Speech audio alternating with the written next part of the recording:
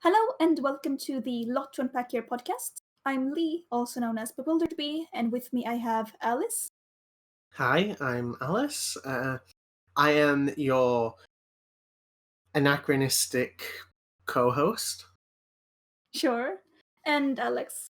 Hi, I'm Alex, your anarchistic co-host. Ooh. Dabs. The two genders. Alright. So we got a lot to get into today, but before all that, we have some updates on the topic of our last episode, Bynet. Alex, you want to tell us about it? Oh yeah, there's just yesterday, from the moment of this podcast recording, after 4 weeks of radio silence, the remaining members of Bynet USA, which I assume is just 2 people now, have begun tweeting again. And Ooh. and I'm not kidding, their last message was their not apology on May the 2nd. Sure. And then just yesterday on the 26th of May, there was a flurry of tweets, and it begins with this: "We said what we said again." By members of the board of Bynet USA, all caps. Last communication with this flag controversy, quotation marks. "We strongly reject and refute any assertion that Bynet USA claimed or ever claimed the bisexual pride flag." What? You can't do that! You're just trying to gaslight us and believe what we saw that happened this fucking year. They can't do that. The tweets are still up. This is the crazy thing. Oh my god, that's incredible. Fuck yeah! This wasn't even the news that I was gonna do. It was like I was gonna do something on all of the previous members of Bynet were sent an email by Faith Cheltenham. You can imagine what it was about. Sure. Just more things. And they just made a huge open letter saying that they completely denounce that and it's completely against what Bynet USA stands for and everything. That's what I was going to lead with. And then they come out with this. That hot fire. Some breaking news. Aside from the fact that the tweets are still up and we've screenshotted proof that this is a total lie, the original tweets are still up and their pin tweet is still the one where they're trying to shake down the HRC to remove the bi pride flag from their Zoom backgrounds. It's right there. This is so above fucking the shameless. tweet. They're not even trying to bother hiding the evidence. I'm having a stroke. I'm just feeling unreality issues, major unreality issues right now. Look, I'm just really fucking annoyed with all this flag controversy lately. It even goes outside of Bynet. Recently, the National Health Service in the United Kingdom has claimed the rainbow pride flag. What? And right. Because the government made a thing to use rainbows as a symbol for children just when they're on walks and stuff to reassure them, hey, everything's fine and stuff like that. That's wholesome and okay, and somewhat expected, and it isn't too erasure-y. But the National Health Service have put not just a rainbow, but the rainbow pride colours, and then just slapped their logo on it. Oh god! I'm not even kidding. Down my road, they actually have bought pride flags to hang out in support of the NHS. They won't hang that out for Pride Month, by the way. These businesses, they'll fucking put that up for the NHS though. if the NHS just did that as a troll to get people to hang up the gay pride flag, I'd be alright with that. That would kind of own. So there are two possibilities of this. One, it erases the significance of the pride flag in the UK public consciousness, which there is evidence that is the case already, since a lot of companies have been rebranding the pride stock. I'm not kidding. That's the word that London buses used. They're rebranding their pride buses to become NHS buses. Oh, wow. It's fucking amazing. Abysmal. Yeah.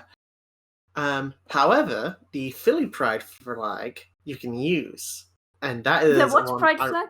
Okay, so there's a there's the Philadelphia Pride flag, which has the colors, as well as the normal rainbow colors. It has brown, black, I think gray as well, white, light blue, and light pink.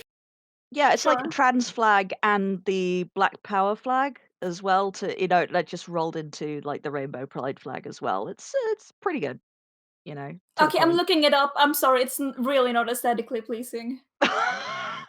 Hey, stop being a Yeah, no, homophobe. I'm sorry. I'm not feeling this aesthetic design. There's like too many colors that don't fit together at this point when you're adding also like the brown and the black. I'm sorry. Ooh, hot take. Yeah, hot take. I know I don't like the flag design. I'm all for the message, but the flag design itself? Nah, I'm not feeling it. I'm not jiving with this.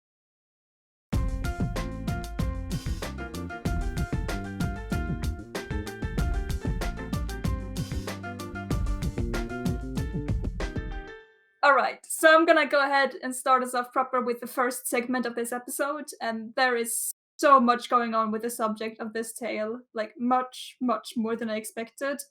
And I'm like not sure if I can fit it into one segment. Like I'm looking at a fucking 12-page document right now. I did not my expect God. it. I did not expect it to get this much. It's a lot. He's like beefy. He's like beefy John McAfee. He is, yeah. But with like cool yellow glasses. I wouldn't say they're cool. I They're mean, that's cool. open. Nah, We'll cool. agree to disagree. All right, but we're gonna try to get through as much as we can today. So strap in, folks, because today I'm gonna tell you the epic story of actor Steven Seagal, a true biographical political sci-fi thriller. All right, Right. Steven. Yep, I've just looked up a picture. of my main man Steven Seagal. He's beautiful, isn't he? Okay, folks at home, like, our dude, the dude, Steven Seagal. You're coming up with like new ways to pronounce his surname every time you say it. I love that. Seagal. Steven Seagal. Yeah. So he looks like a really bloated John Travolta who decided. Okay, in the we don't have time for that chat. I'm posting a picture of what Steven Seagal used to look like in the 80's. It's like a massive fucking change, honestly. Oh Jesus! Oh wow, he Like, looks like he could be on Law and Order. yeah, he looks like He looks like a normal. knockoff Sean Connery. Yeah, like he looked fairly normal. And then you're just googling him now, and he's this gorgeous big baby with the yellow sunglasses on. Oh, They're Steven. orange, not yellow. Yellow, orange, whatever. Right. Orange. Orange, yeah. Okay, so started from the top here.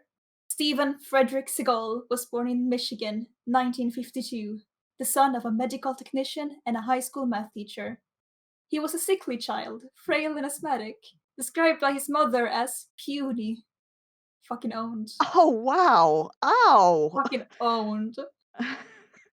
It was after the family moved to California that Stephen's health got better. He's the one person who's actually turned out better by moving to California. As a teenager, Stephen liked to spend a lot of time in his garage listening to loud rock music, and he also worked with a friendly old Japanese man at the dojo in Garden Grove. What? No, okay. Is this one of his movies? Like, be honest now. That's No, not. no. That's not fucking real. No, that is No, not that's- fucking real. That's well, at least according to Steven Seagal, that's real. I don't know if we have any evidence Okay, of the friendly old all Japanese man existing, but according to Steven Seagal, he did. Was this a dream? I choose to that he believe had? the friendly old Japanese man indeed existed, and he worked at the dojo in Garden Grove. I I have no response to that. I think did he just watch The Karate Kid and he just put this on his Wikipedia? Like this is. He just said it on Continue. Wikipedia. No, because right. So I'm on the Wikipedia page and continuing my rant from the last one. No. Stephen Seagal, his Wikipedia article is protected. All right, seriously though, you gotta stop reading that article. Yeah, stop Spoilers ahead, spoilers! fellas.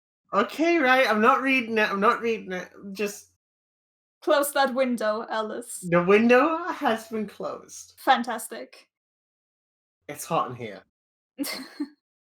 It was while working at his dojo that Steven became like some sort of bizarre 70s proto weeaboo, and he ended up moving to Japan shortly thereafter.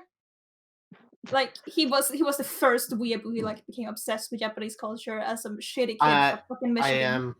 I can test this. I can You can test it. this. Okay, you're the historian among us. Who was the first weeaboo, Alice? Fucking Voltaire. Fucking Voltaire? What? Bitch ass Voltaire.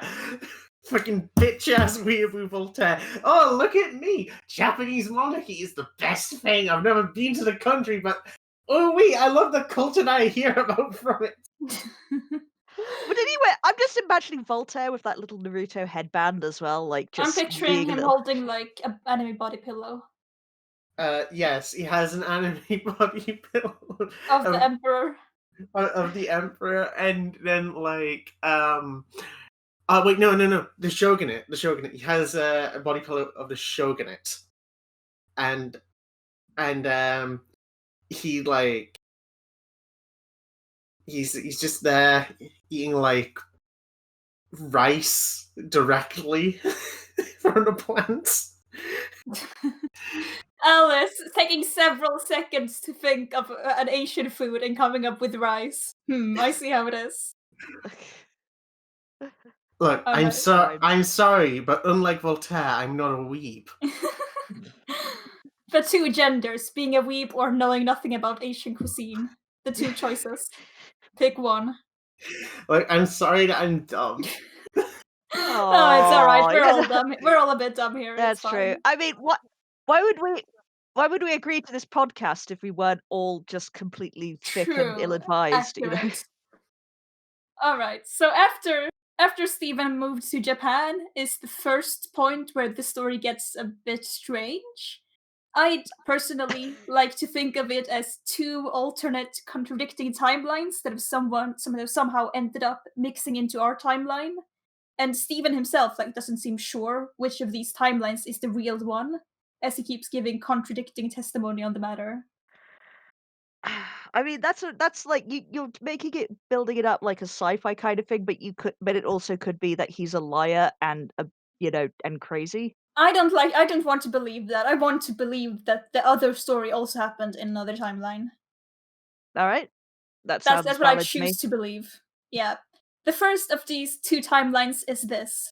Stephen enrolled at Fullerton College for 1 year, from the fall of 1970 to the fall of 1971.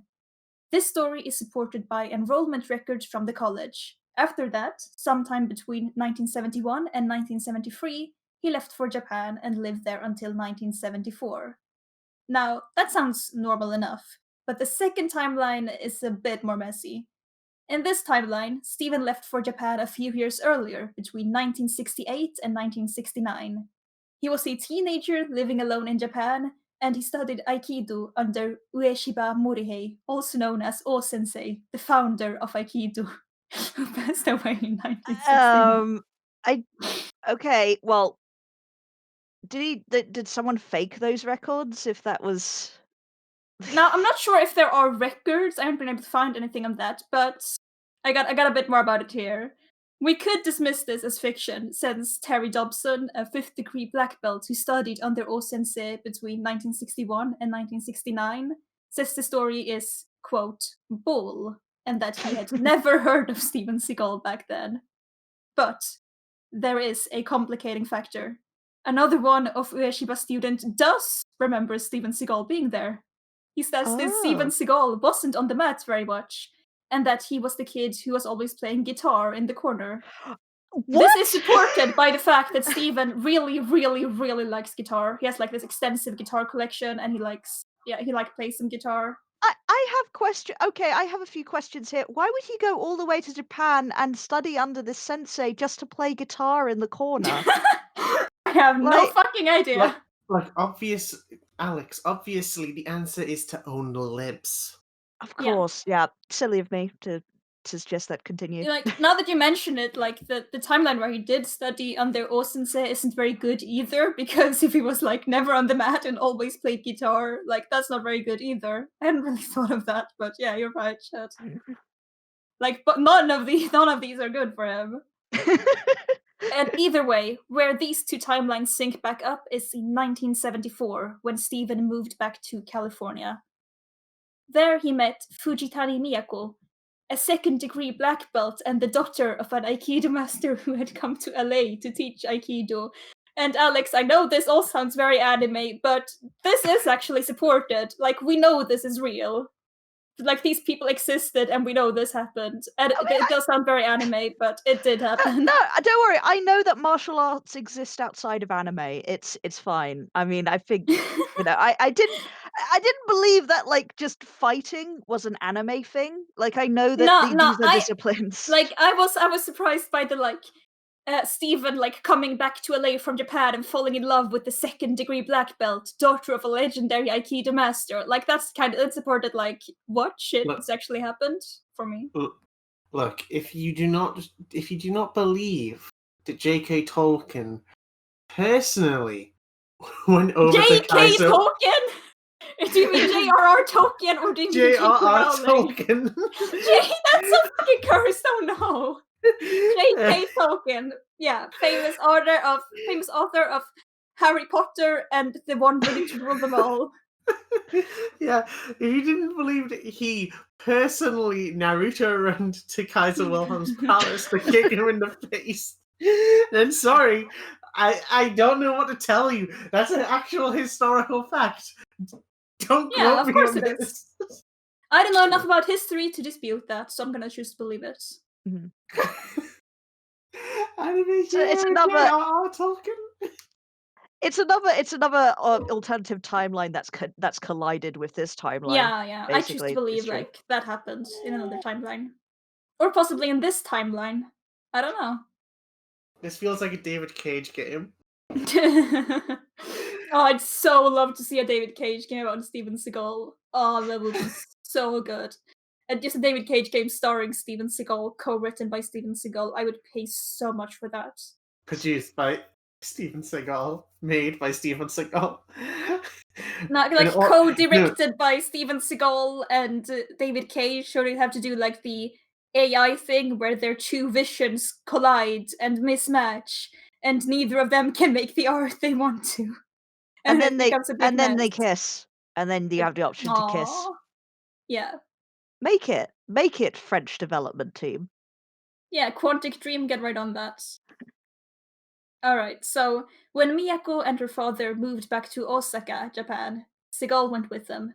Steven had 2 children with her, Kentaro and Ayako. Steven is often heralded as the first Westerner to open a dojo in Japan. But this isn't quite accurate, as he didn't actually open the dojo himself. He just kind of taught at one that was operated by his father-in-law. This does appear to make him at least the first Westerner to operate a dojo in Japan, to teach in one, and that's still pretty impressive in its own right. I mean, yeah, that's cool. Good on you, Steven. Yeah. Alright, so this is the second place where the timelines diverge, as Steven has, on different occasions, both confirmed and denied the story. In one timeline, Steven was simply a normal dude living with his wife and teaching at an Aikido school. In the other, Steven met some people from a particular agency. Now, quoting Seagal, "These guys were my students. They saw my abilities, both with martial arts and with language. You can say that I became an advisor to several CIA agents in the field, and through my friends in the CIA, met many powerful people and did special works and special favors." Oh dear. You can say that. You certainly can't say that. I will say that now. You can't say that. I can. I just did. Watch me. Is he pulling a Binat as well? Like he said that and said like, look, I never said that.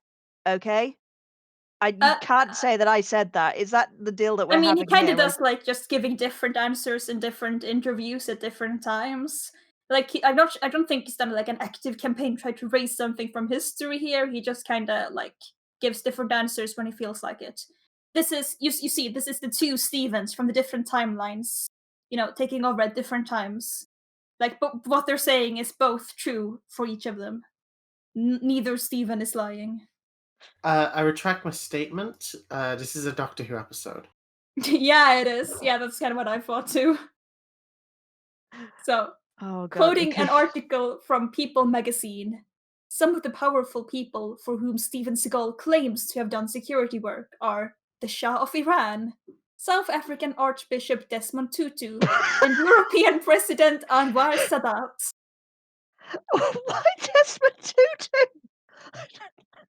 I can kind of understand the other two because they're like, they're like powerful sort of politicians, kind of like, shady places, like they have an assassination, but like Desmond Tutu is kind of a peacenik, so I don't know. I don't know why Yeah, that I don't sort of, know. yeah, well, just go with it, I guess, yeah. While it is the CIA's policy neither to confirm nor deny the identity of its operatives, sources familiar with the agency says Seagal's tale is improbable. Of course. Yeah, Yeah, but they would say somehow. that.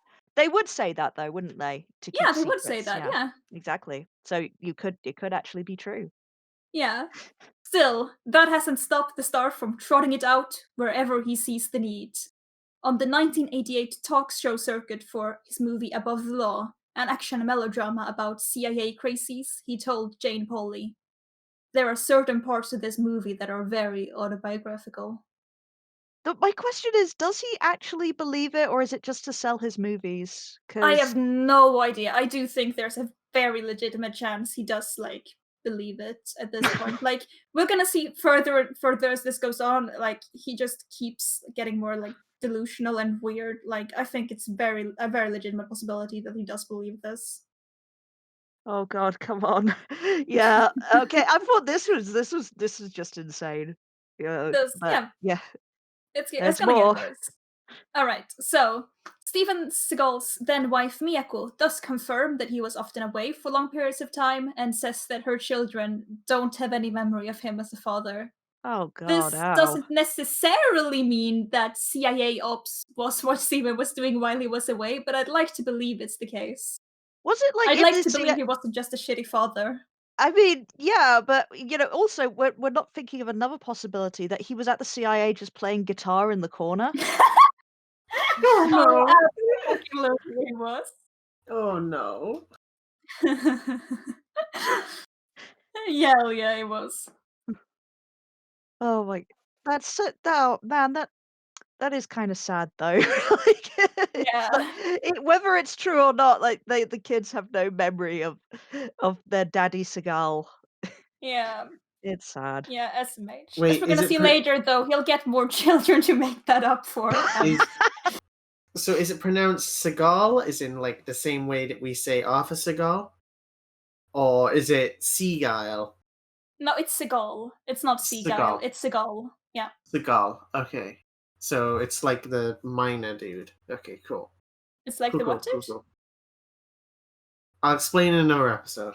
Yeah. Sure. Teaser. In the early 80s, Stephen often traveled back and forth between Japan and America. In 1984, Stephen married American actress Adrienne LaRussa, and you may be thinking, hold on, what about his wife Miyako? Well, there's a reason I didn't mention their divorce, and that's because it didn't happen. They didn't get divorced when this Oh. marriage happened. Oh no. Yeah. Uh-oh. Uh-oh. They hadn't actually gotten divorced when Seagal married LaRussa, and when LaRussa found out about this, she annulled their union that same year. Like, Oof. rip, guess my husband was actually married to another lady I didn't know about. I Steven and Miyako didn't actually get divorced until 2 years later, in 1986, when Steven knocked up actress Kelly LeBrock, and at this point, Miyako was What? fed up and the divorce was finalized. Kelly LeBrock, I like Kelly LeBrock. He got a Kelly LeBrock pregnant? Yeah, and 1 year later, Seagal and LeBrock were married. Oh, what They a were married, wonderful Alex. what a wonderful stable basis for a relationship. Yeah. Like, yeah, I cheated my wife with you when we and my wife were still married, and we had a kid out of marriage, and now we're getting married a year later. That is incredibly stable. Yeah, especially just after a bigamy scandal. Yeah, yeah. But to summarize all of this mess, Steven Seagal fucked a lot. King shit. 1987 was also the year Steven got into acting. One of his students was Michael Ovitz, head of the Creative Artists Agency, who introduced him to Warner executives by arranging for him to give an Aikido demonstration. This demonstration must have been very impressive, because that year Steven Seagal starred in his first movie, Above the Law. In the following years, Steven Seagal starred in Hard to Kill, Marked for Death, Out for Justice, and Under Siege, which were all box office hits. In Were they? 1991, Were they yeah, really? they did well. Oh, Like, I think really? Under Siege was like super successful at the time. Like, Steven was like a big star back then, like one of the big Uh, action stars. was it? Yeah, was it just like in America? I guess because yeah, I've Yeah, not heard of any I of these. guess. I mean, Yeah, I've heard of I Under guess, yeah. Siege, but it's like Under Siege is usually just placed on like channels like Men and Motors in my country, and like Dicks and Cars sort of Yeah, I do think he was like thing. probably much more iconic in America than in Europe Mhm. because like I'd heard of him, but definitely not the same amount as I'd heard about other people from that like time, Yeah. like other action stars. So in 1991, Steven hosted Saturday Night Live, and it was a disaster. Cast Oh member no. David Spade, who was a recurring actor in 6 seasons of SNL, regards Seagal as the worst host he'd ever had to work with. And Tim Meadows and other longtime cast members has spoken of Seagal's humorlessness, his ill treatment of cast and writers, and how he refused to do a Hans and Franz sketch because the characters in a comedy skit said they could beat up Steven Seagal as a joke in this comedy skit, so he just refused to do it. Oh, what a fucking puss, I Yeah, what swear a to Oh, pussy. God. oh! Did somebody smash the glass masculinity? Oh, Yeah, really fucking fragile there, Steven. really fucking fragile. Steven was never invited back to SNL, unsurprisingly. And a year No, later, yeah, really shocking. Apparently, really. Steven, I think there's a good chance, like, an actor alluded to, like, Steven being surprised by this. Like, he expected to just treat everyone like garbage and they'd, like, want him back. It's Like, like, he made a what? I statement thought that they really went seemed to imply well. Steven was, like, surprised. It went really well. Like everyone cried and went silent when I left. That's good, right? Yeah, that's good. They were stunned into silence. They couldn't even applaud because they were just so stunned by how funny I was. Like, I was so funny they couldn't even laugh. Like, that was how It shockingly funny I wasn't. was. The show wasn't burdened with laughter like it usually is. It was a great Yeah. improvement. I mean, that it kind of would be an improvement if they did Ha get rid ha of the ha laugh track, ha not gonna lie. ha ha ha ha ha ha Yeah. ha ha ha ha. Yeah, that's this show with a laugh track. Laugh tracks don't improve anything, folks. Ha ha So, ha ha ha ha ha ha. yeah, a year after Steven's appearance, creator and producer Lorne Michaels, while doing a skit with Nick Cage, just straight up said that Steven Seagal was the biggest jerk who'd ever been on the show. Oh, Wait, ow. Oh. Yeah, just in a skit on SNL. Like, I feel like they usually hold back on like former hosts and people associated with the show, but he just straight up went. It was as a joke, but it didn't read as a joke. You could tell there was some genuine like animosity there. yeah. Just it's just a question. Is it the Nick Cage that we're talking about? Oh yeah, of course, the Nick Nicholas. Cage. Yeah, Nicholas, The our Nick. man Nicholas, our Um, beautiful, beautiful boy Nicholas Cage. I've got the director's cut of Wicker Man. Ooh, nice. Ooh. I have the other Wicker Man on DVD, the like pretty The good better Wicker one. Man. I have watched the original one on VHS. It was really good. Gosh, I'm Yeah, such a that's good. nerd and old. Anyway, We're That's off topic. fine.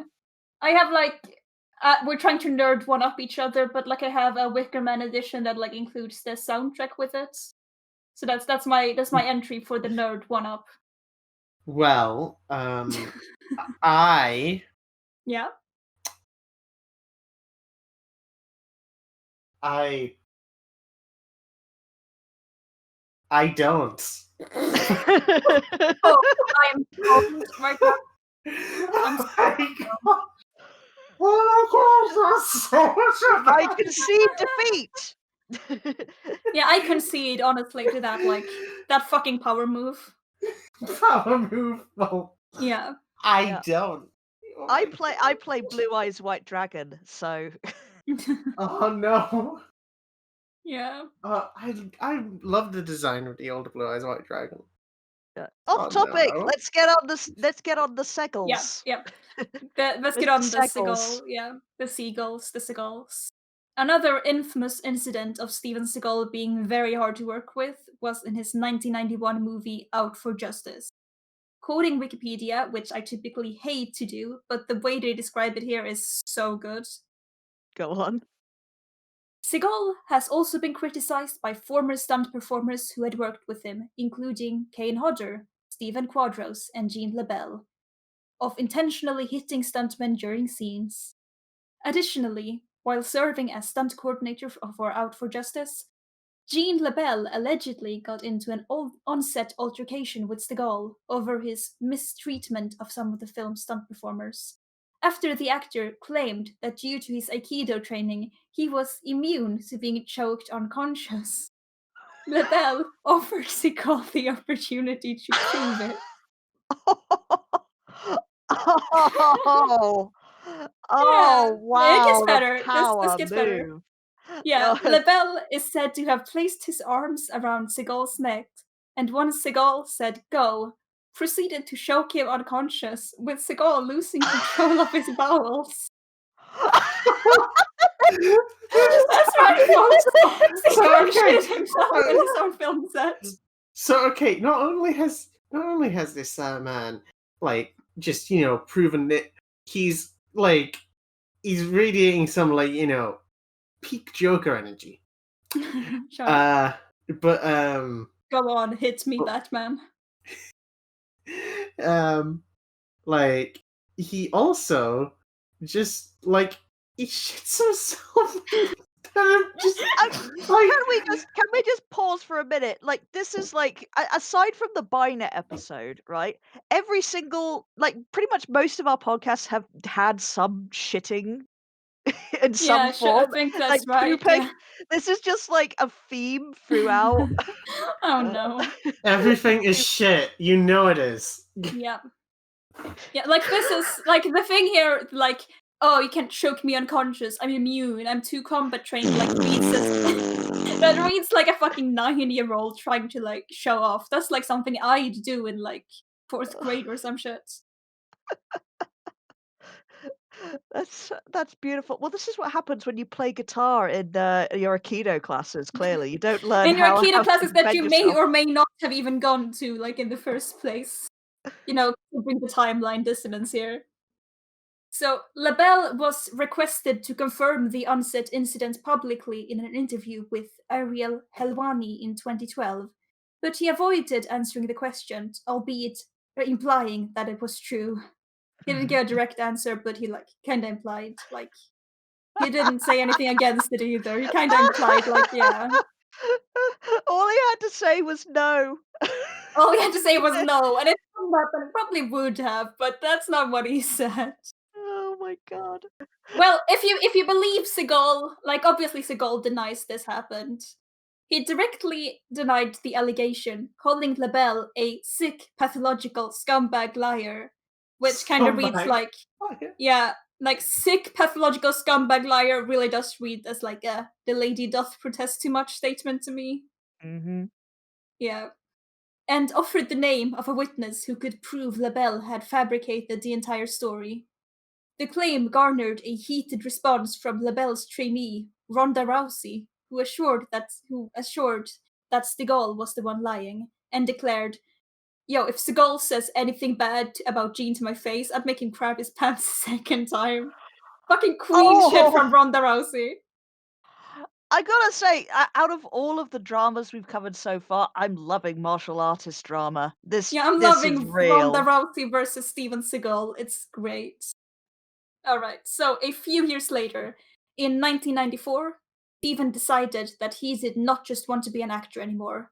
Oh no, he was going to direct. Oh god. The result of Steven deciding he was gonna direct was On Deadly Ground, and it is a glorious, glorious mess. Like, I've seen it, and it's amazing. What's it about? In this film, Seagal plays Forrest Taft, an anti-corporate, anti-racist, radical environmentalist icon who destroys his opponents with fists and logic. Like, Fists and logic? it's like Is facts and that logic, but actually it's fists and logic. fists and logic? Like, he Okay. like exclusively like yeah, he's like he's a CIA super soldier who decides to turn his extreme combat skills against this corporate oil rig, and it kinda owns. Like, he drowns this evil company oil magnate CEO played by Michael Caine for some reason in his own oil. Like, he What? drowns him alive in his own oil. Like, Steven Seagal just kind of goes and like what probably be classified as terrorism in real life, rampage against this oil rig for like trying to poison Inuit land. It's so fucking I good. I I mean, that actually does sound like a pretty good movie, like, on paper. It's, I mean, depending on your definition, enjoyable, yes, good, no. Oh, okay. Very enjoyable though. Like, Stephen also, besides, doing anti-oil terrorism, he also becomes the white savior, magical chosen one of an Inuit Oh. tribe. And one of my favorite scenes is when he beats up some racist dude in a bar, causing him to immediately switch his worldview and stop being racist. Like, Steven like plays the slap game with this dude, and he slaps him so many times that he starts crying and shaking, and he falls to the ground. Oh, And I don't think that that's unrealistic because if you've ever been to any Nazi rally, if you threaten, any of these little wimps with fists, then they change their beliefs really fucking fast. yeah, Like sure. that. So So, I so, can so buy that. Steven beats this guy up, and then he just goes like, I don't remember the exact line. I'm paraphrasing. What does it take to change a man? And the guy just goes, I don't know, give me time. Like, he's fully dedicated. Like, he was just like throwing drinks in the faces of some random Inuit dude like early on this scene, and now he's like completely changed his worldview because Steven Seagal beat him up. Fists and logic, baby. That's what I'm talking about. See, this is what the left should be doing. Okay? Just Absolutely. reaching out to the common man who has terrible opinions upon race. Yeah. This, Reaching out and with your beating the fist in shit their out of face. them. Yeah. Yes. So reach out with an olive branch and then proceed to beat the shit out of them with that fucking olive branch.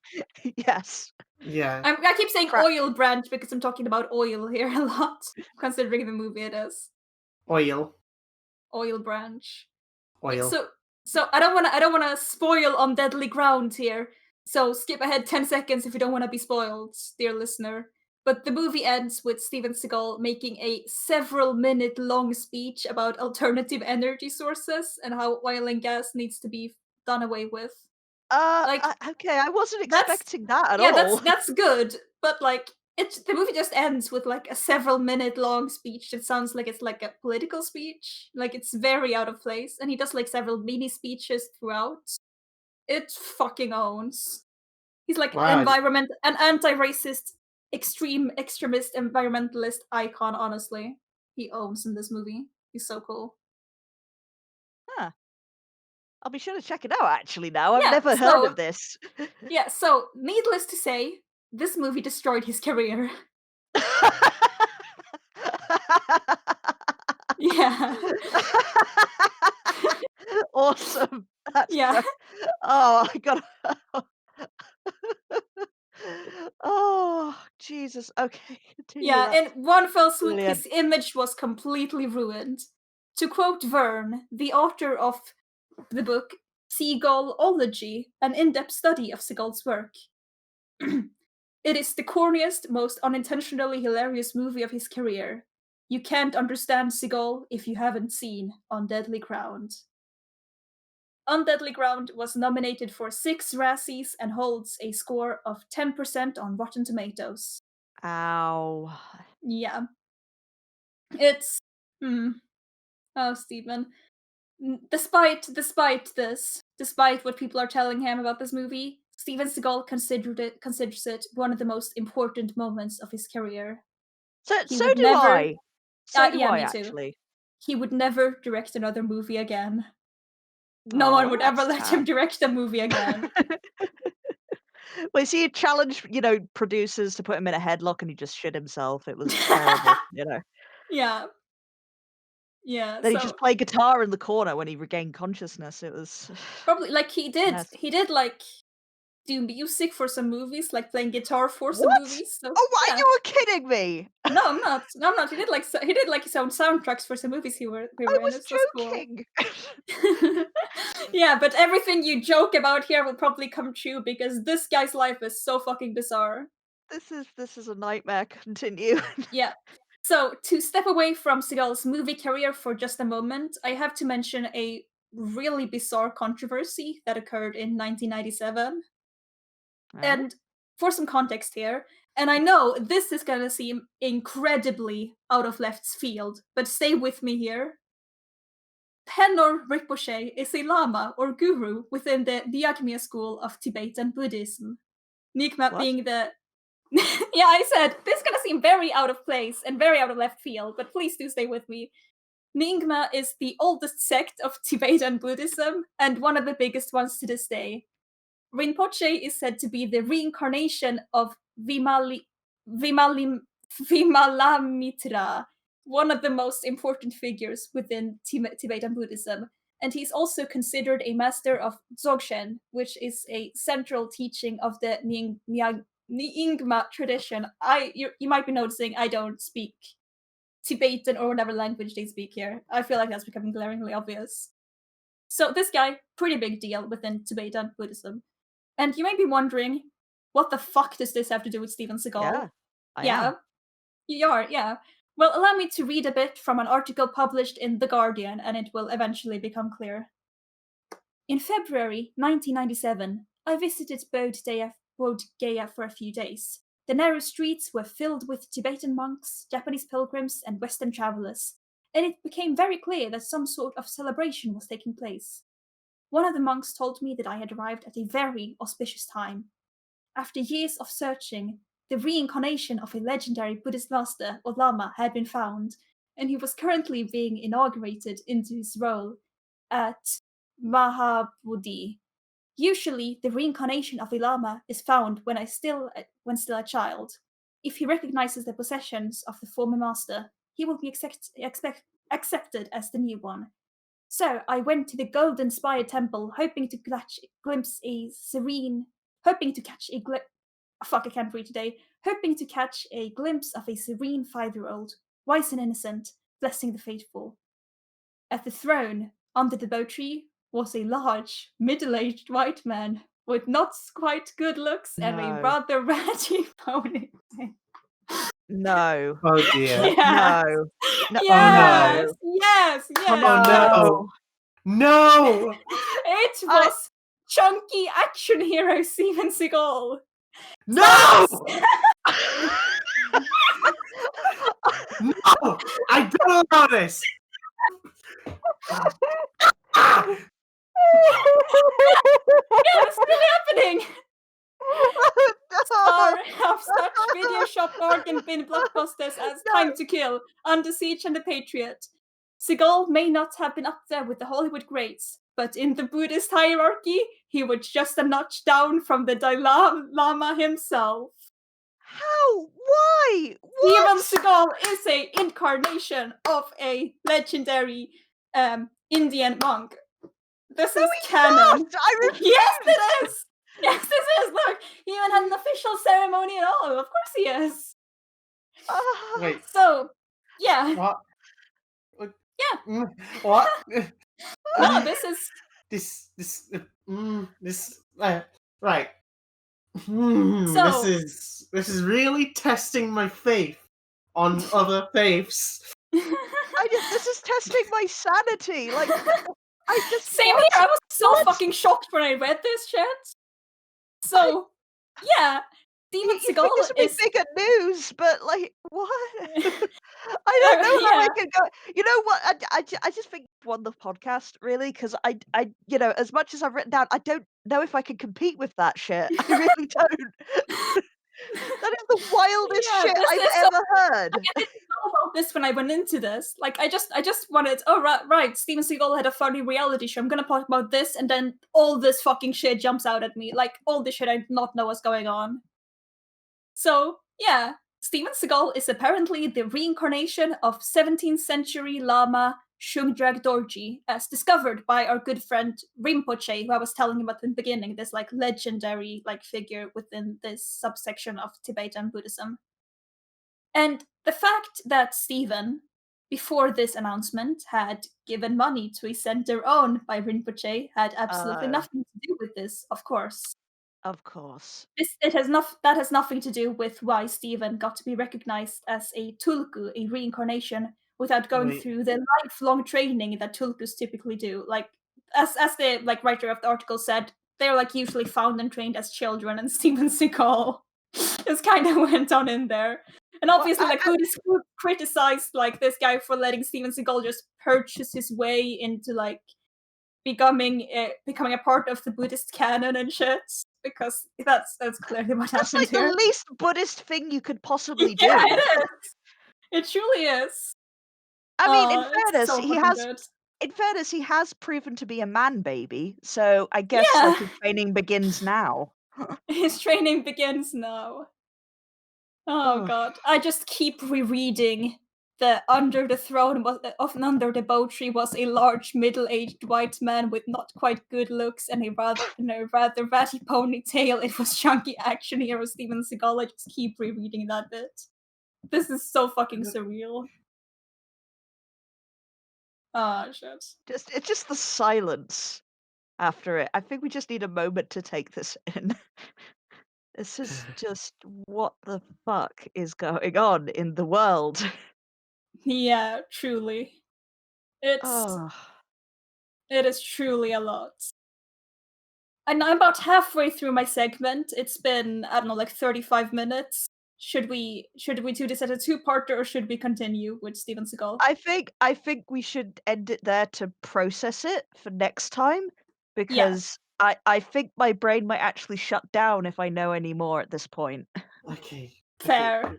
Whose turn is This it? is this is uh so this was, like I said, the relatively like his career had started going downhill here, but this is still like the relatively successful part of his career. Next time we get Wait, into like his career's going down. He's been nominated as the successor to the Dalai Lama. his film career. Okay, his film career. His Buddhist career has just been going up. His film career has been going down though. Lee, Alex, Yeah. I swear to Dionysus, you are all going to. I don't know what, but fucking hell. I don't know what this. Uh, Alice, are you okay? Would you like a lie down and you know? No, no, You want me, no. do you Right. want me to play Okay. guitar in the corner for you? Yeah, play some Steven Seagal. Alright, so that is all the time we have for our dear friend Mr. Seagal today. We have lost enough sanity points and we need time to recover them. Tune in next week for the epic conclusion to that. But before then, next up we have Alice. What have you got for us? Have you heard about the war? Which one of them? Which one? The French and Indian War specifically. No. No, can't really say I have. Oh, okay, right. So, we're going to be doing underwhelming depths. But first, I need to build an image of one particular red-haired British general Sure. who was in Right. charge of the 1st Virginia Regiment on the attack of Fort Duquesne in the Forbes expedition led by Brigadier General John Forbes in 1758. Now, this general, the Virginia Regiment has 782 people in it. You'll be pleased to know the entire battle got absolutely fucked, and everyone on the British side fucking lost. What? Nice. Now- Fucking owned. Now, do you want to know who that red-haired general was? Colonel. Colonel. Okay, who's the colonel? George Washington. What? Oh, yeah. Okay, Yeah. first of all, didn't know he was a redhead.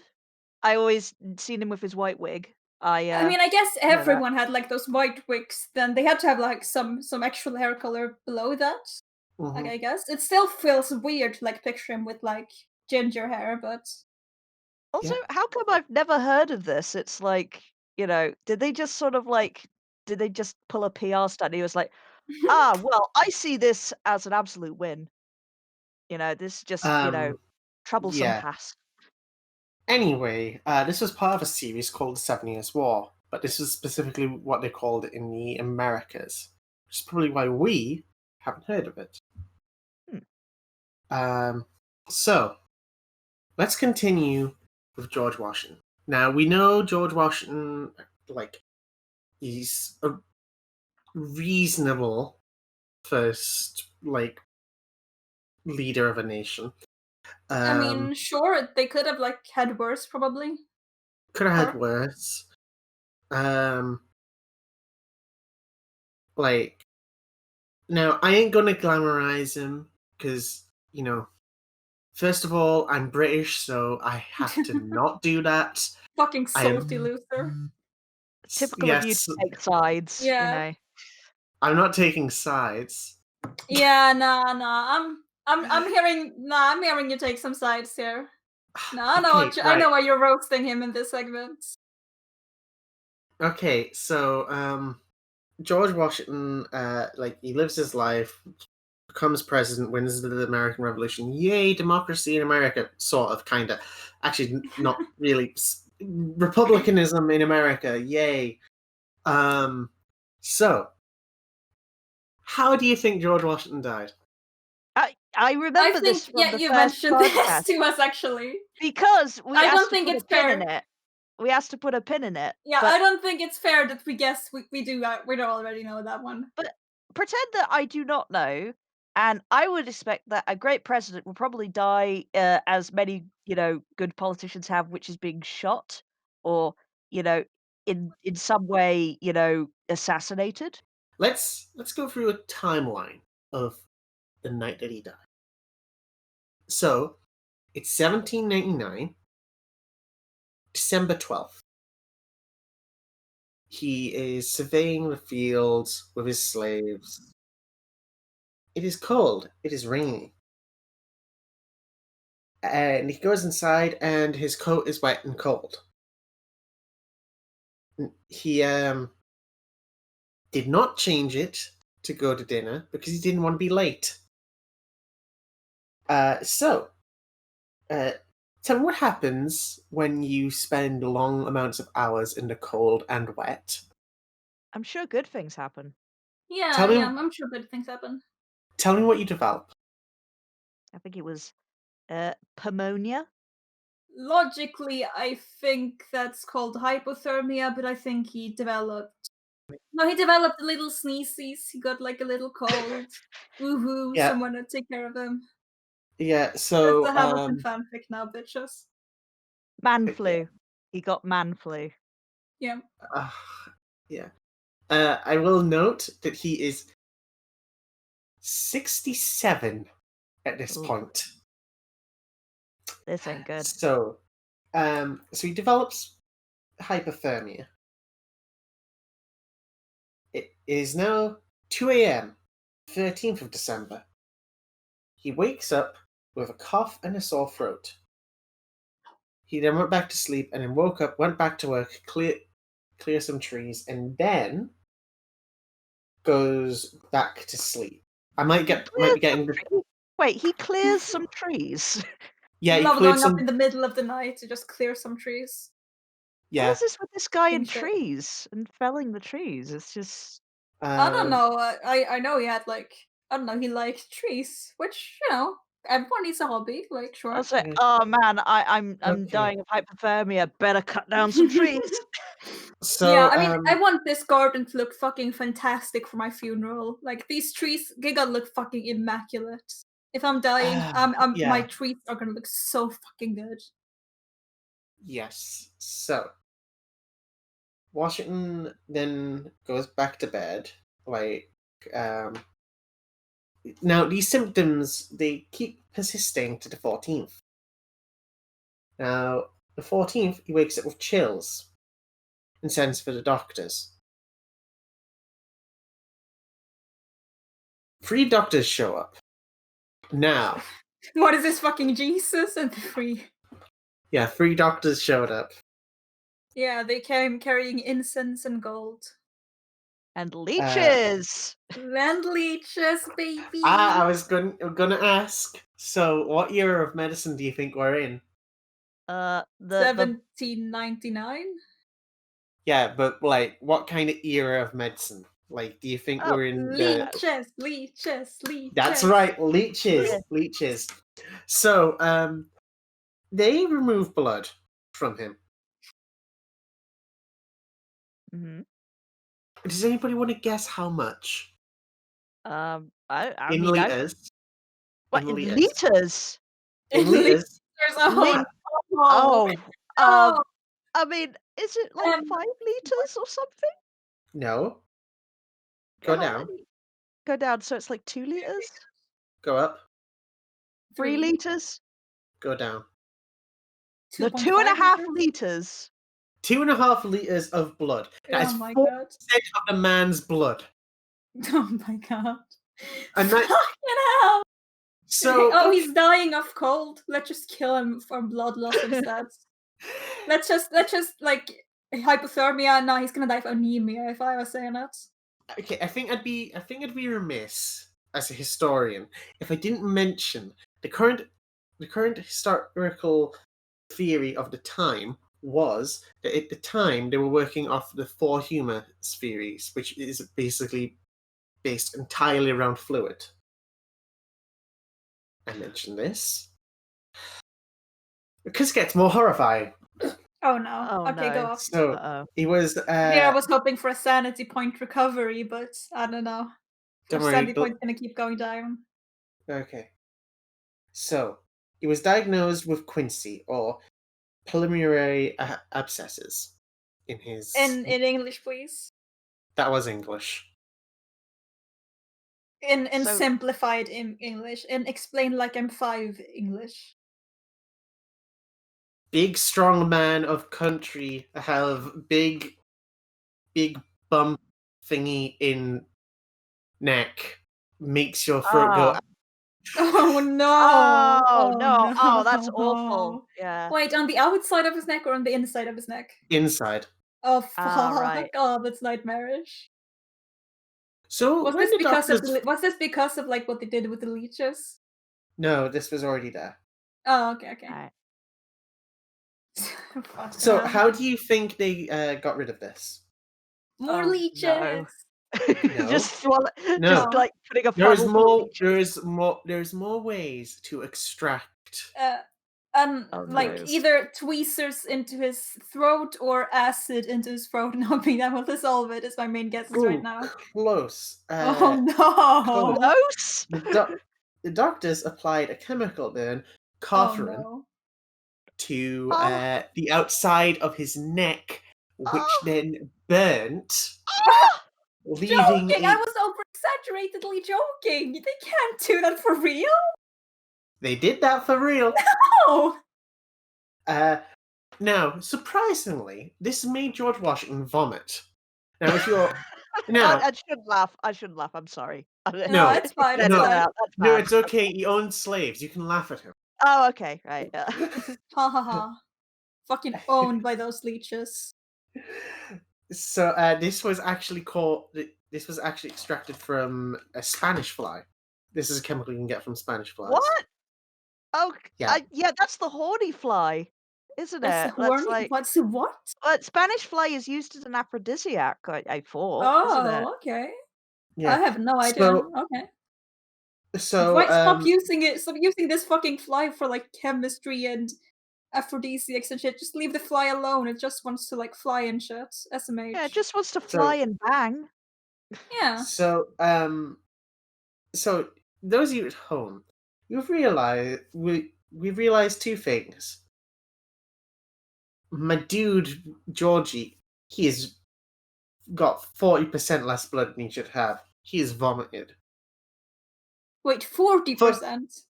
40% of the blood that you should have. Wait, if I said 4% earlier, 40?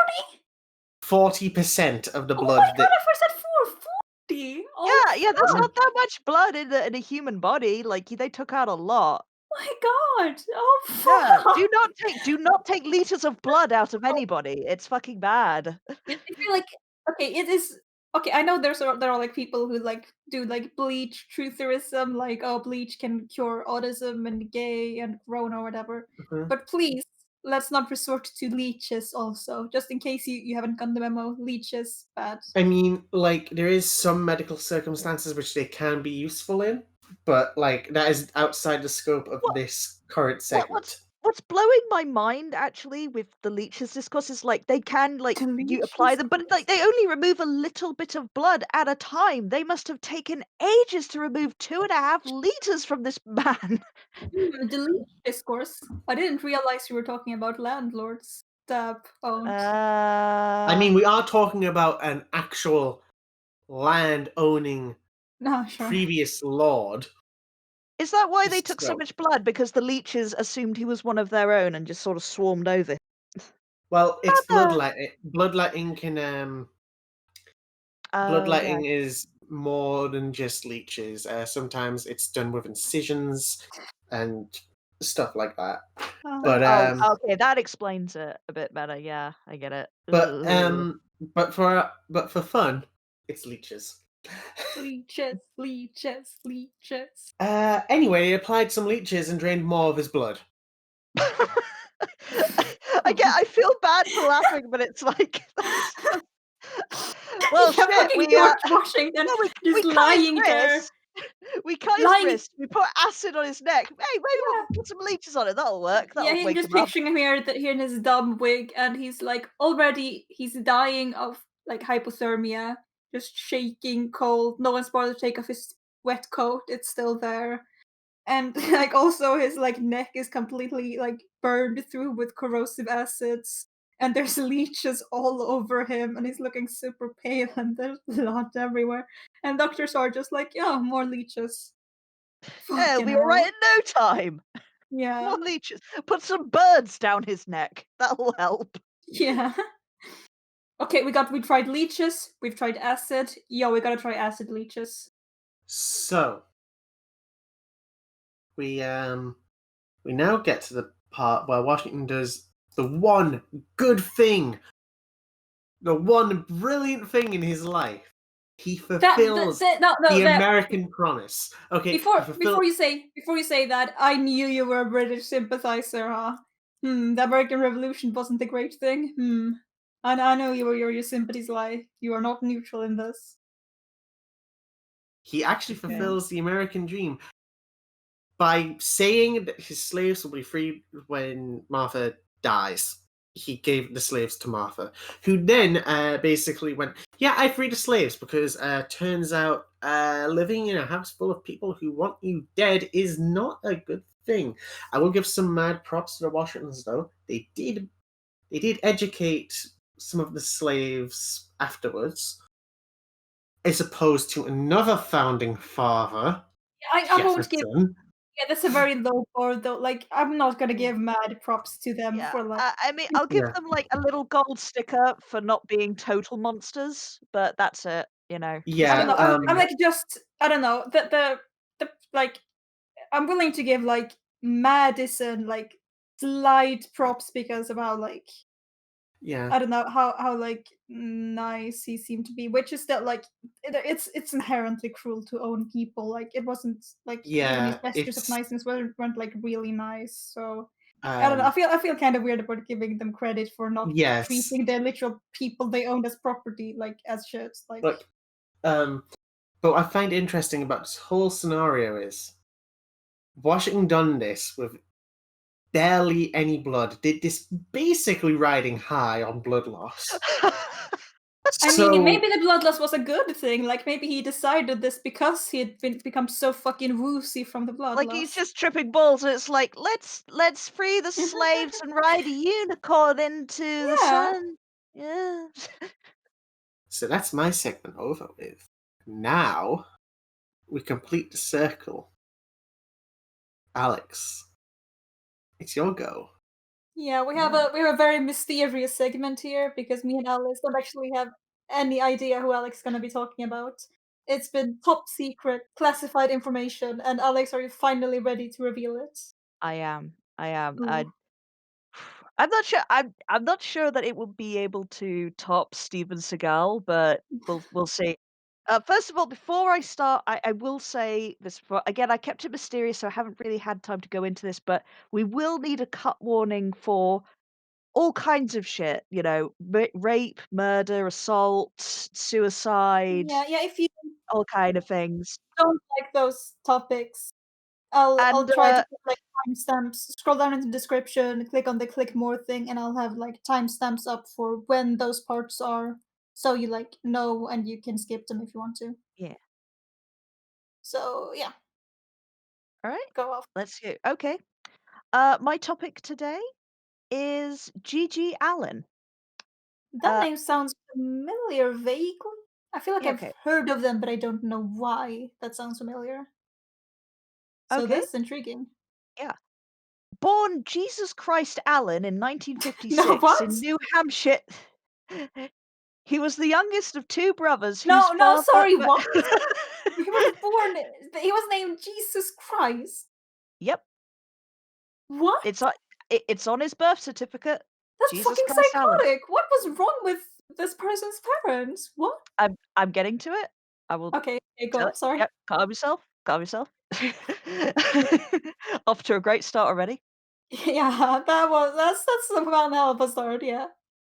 He was the youngest of two brothers whose father, Merle Colby Allen Sr., named What a him name. Jesus Christ because, according to Merle Sr., the man himself, Jesus Christ, the Son of God, visited Merle Sr. and told him his newborn son would grow up to be a great man Yeah. like the Messiah.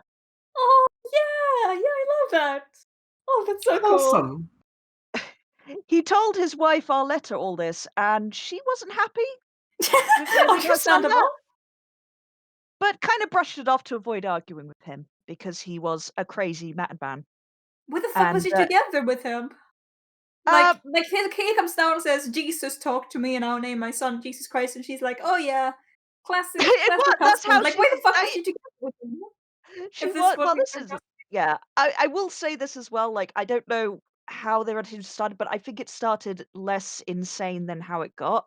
It was a gradual sure. progression into an abusive relationship. I can Yeah, speculate, but but I'm not sorry, when it got to the point when like, yo, Jesus spoke to me, and now I'm gonna name our son Jesus Christ.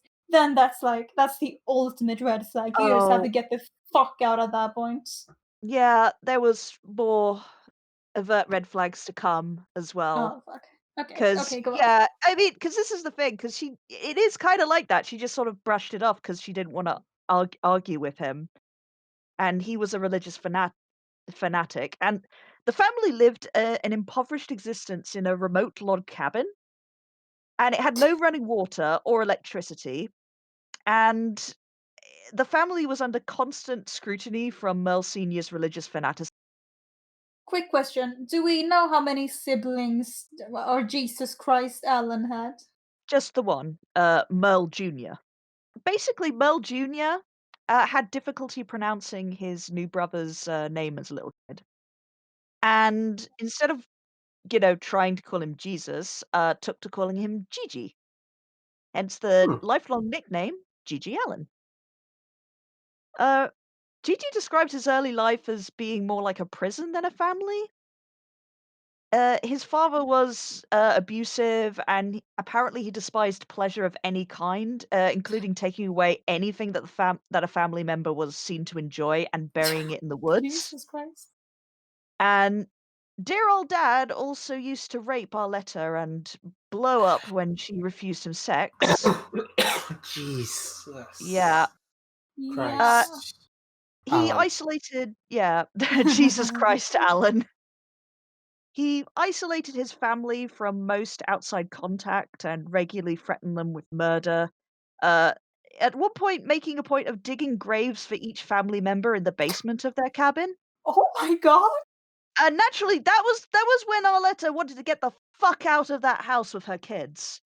Understand. Yeah. Understand, literally understandable. Like, three things that'll make me run away from a guy. Has a collection of swords, like, just on the wall all the No, time. no, no, I'll defend that. I'll defend that. Swords are cool. You can have Yep. one sword as a treat. But Steven Seagal had a sword collection and he was great. He turned out extremely well with his sword Don't make me collection. put you back in jail again, Lee. Um, Another thing, uh, I would say is another red flag is like any Nazi iconography. I will Oh yeah, just sure. Hmm. like I sometimes like bolt. Like even if I see it in a museum, it's like, yeah, No yoink. thanks. No thanks. Don't learn about this. I already know enough about it. And another one, having my own fucking grave in somebody's basement. Yeah, that's pretty bad. Yeah. And yeah, it gets a little worse. Oh no. She tried to escape, and I do mean Mhm. escape.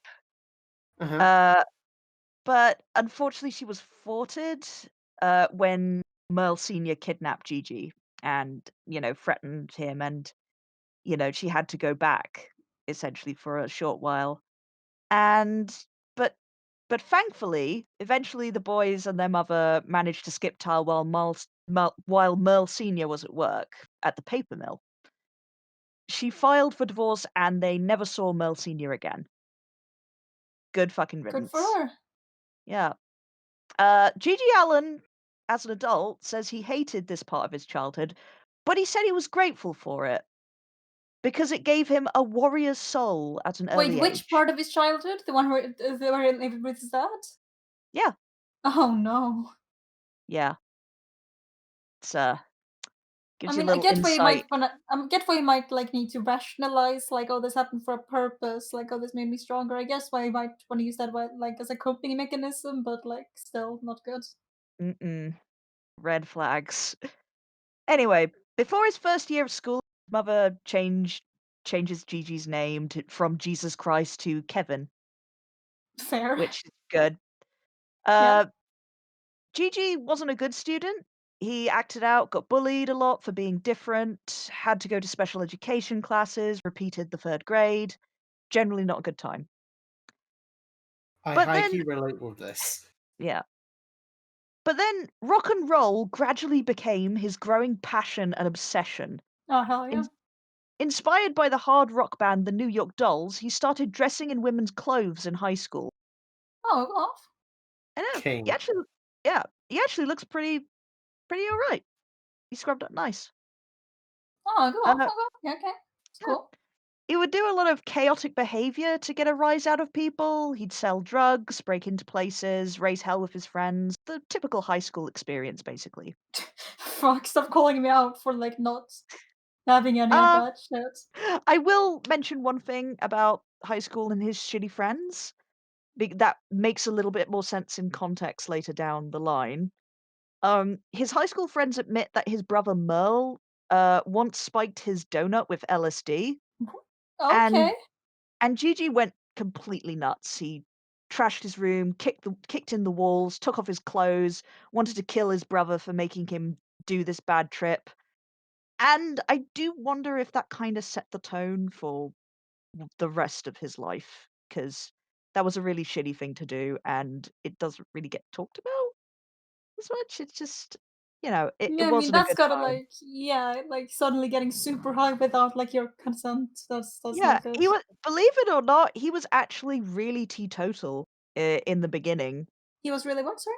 He was, like, teetotal, like, he didn't really do drugs, Oh, at okay, sure. all before that, because he was like, I mean, he'd raise hell and stuff, but it wasn't until after that that he began his relationship with drugs, and it was sort of a Sure, peer pressure situation, yeah. sure. Anyway, he starts his first band with his brother, Little Sister's Date.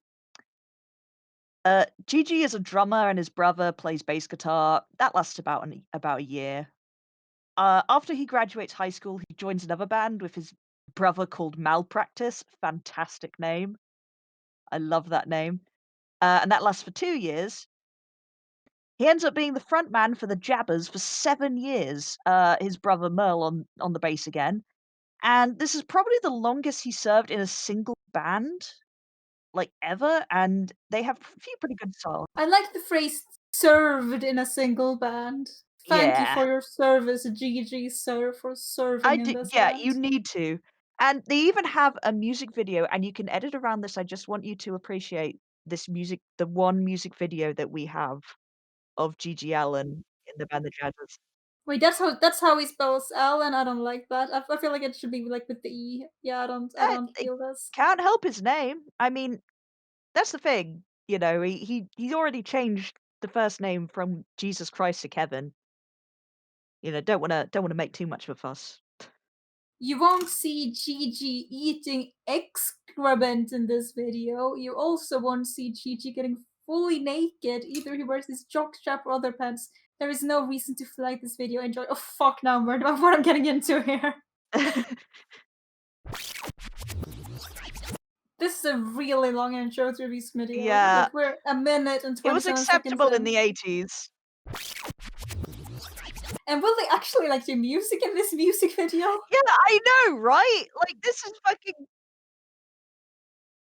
is actually kind of symbiotic of the rest of his thing. He doesn't do much actual singing in his career, just does shit like this.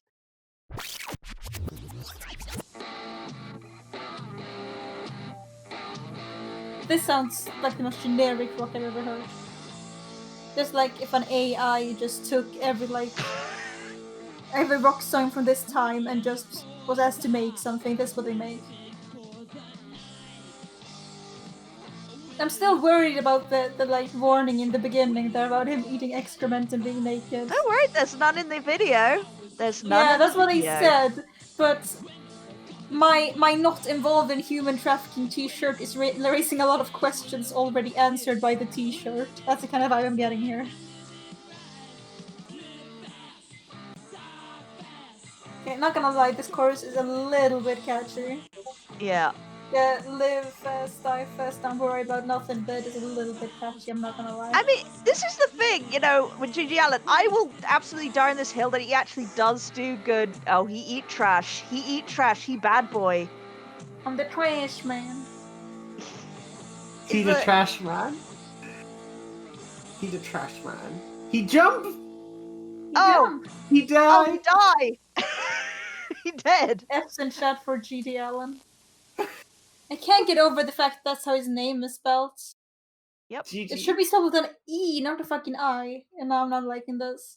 I like the fact that that is what offends you the most. Like, Yeah, you're that's the not gonna worst part of this, yes. you're not gonna like what happens next. I like the fact that GG Allin actually manages to just offend you before you even know anything about him.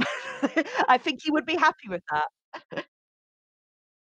Uh, anyway, after this period, Allen's behavior grew increasingly violent and erratic. And in 1984, the band split because Allen became effectively uncontrollable.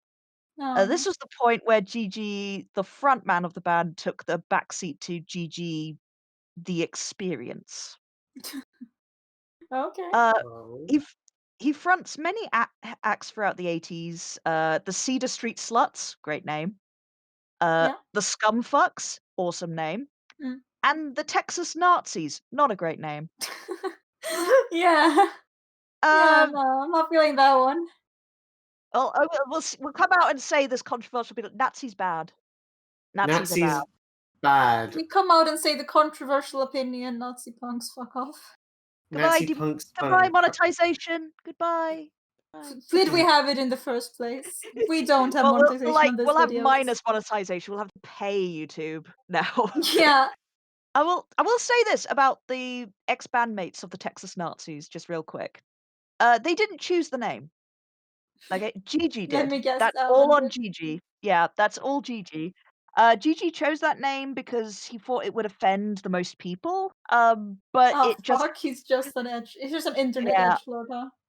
but it just ended up confusing a lot of real life skinhead dipshit Nazis. And one of these dipshit Nazis tried to start some shit in a parking lot with GG after a show. But then he wussed out of doing anything because, GG is big and scary and Is he though? Nazis. I mean, from the video, I mean, but at this scary, point, yes. Big. I He looked mean, kind of scrawny. yeah, that's true, but that doesn't mean he isn't scrappy. He's pretty Oh scrappy. yeah, sure. Like he's not big, but he is scary. Yeah, and he did punch loads of people in this point. Like I Oh was god, not kidding when he said he was increasingly violent and awful. Like he kinship. would just pick fights with anybody. There was a story going around at the time that he got stabbed by a Nazi, but what actually happened was that Gigi got blood poisoning from self-inflicted cuts he made on himself.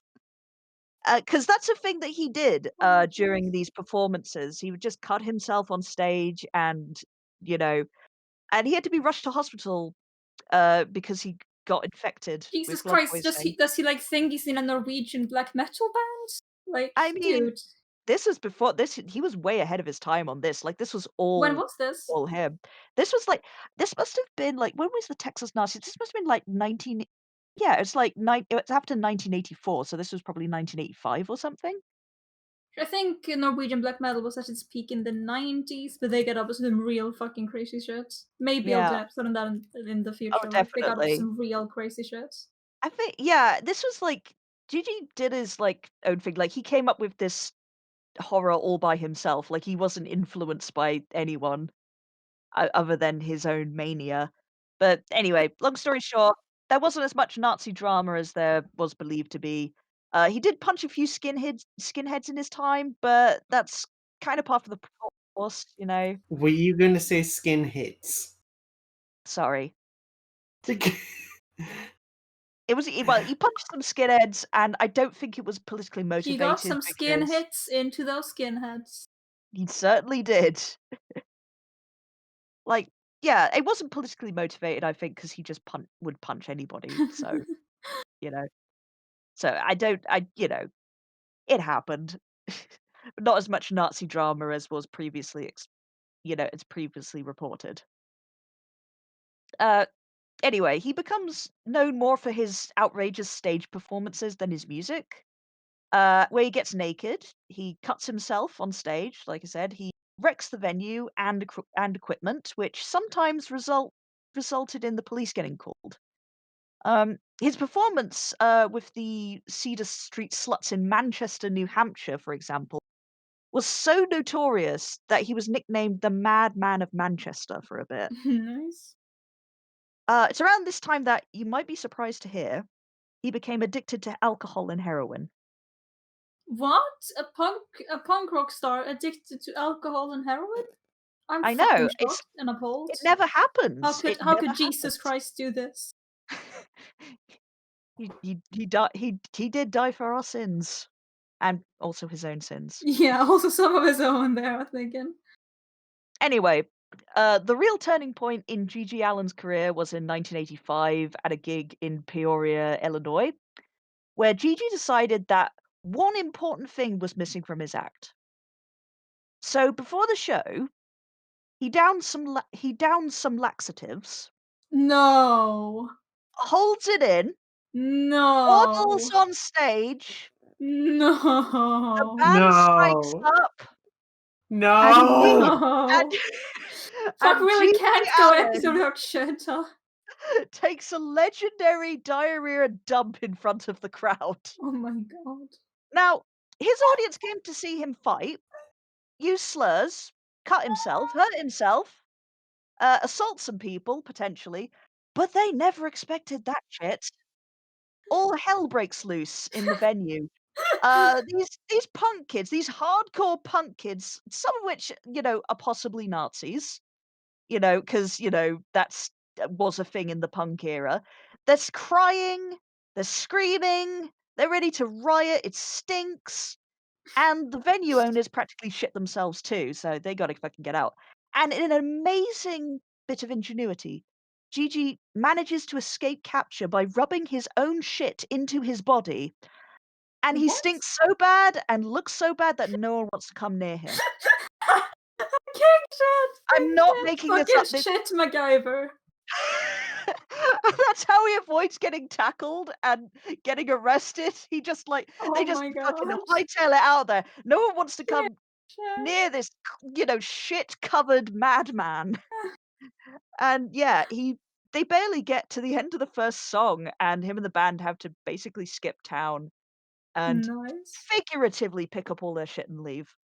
Um, Although they pick up some literal shit as well because GG Allin is covered in it. Um, and anyway, after such positive results from doing that, Gigi decides to make defecation a regular part of his act. King. He I mean, at he least he's tours. going all in on the like piss people off Oh, thing. holy shit, yeah. Holy Like he's really committing to it at this point, and I can appreciate that. Yeah. He tours endlessly with a string of different backup bands who usually part company with Gigi after he goes too far. And, they're going with Gigi knowing that he can shit on stage, so use your imagination as to what is the last straw for a lot of these bands. And he makes a lot of enemies with bandmates and venues, and often the money they make from gigs has to go back to the venues they play because Gigi makes a point of wrecking and otherwise ruining everything by performing. That is if they even finish a performance because the cops are often called because some mad musician is throwing poo around and attacking everyone. And he gets jailed for assault and indecent exposure, or Gigi gets various infections and injuries from his performance and he has to be No, hospitalized. really, he's getting infections from like rubbing his Yeah, cutting laxative himself shit and all then over him. rubbing yeah, Oh cutting my himself and then god. rubbing shit in the wounds Oh generally my isn't good, god. you know? Yeah, physicians generally don't recommend that. And this is in America where he has to pay for healthcare, so his bills must be fucking Oh, okay, huge, Jesus. So, he lives, most of, his existence is very poor. Like, he only has, like, a hold-all bag of all of his possessions, and he just that's all he needs because he has to skip town quite often. And in the middle of all this, he released a handful of punk albums that don't have rave reviews but attain a devoted cult that has a following to this day. And he made 2 country music albums. Oh, okay. Uh, Apparently, he really idolized country music legend Hank Williams, who wrote such songs like "Hey, Good Looking," "What You Got Cooking," and other hits. And he Oh, I'm felt sure I know yeah. them. And he felt he was a kindred spirit, like, they both had serious opiate and alcohol addictions too, so that was also a bit of kinship there. And I gotta be honest, he does rewrite a lot of the popular country music songs that are in the genre, and they're actually really good. Like, Oh, he's okay.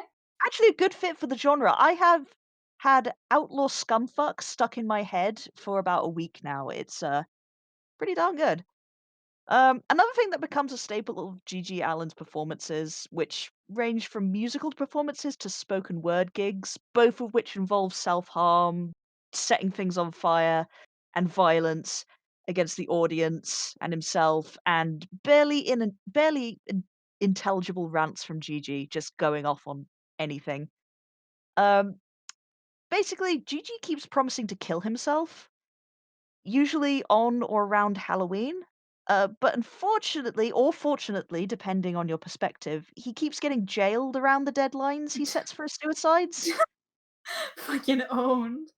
So he never follows through on his threats. When asked why he did not follow through with his threats, Alan stated, "With Gigi, you don't get what you expect. you get what you deserve.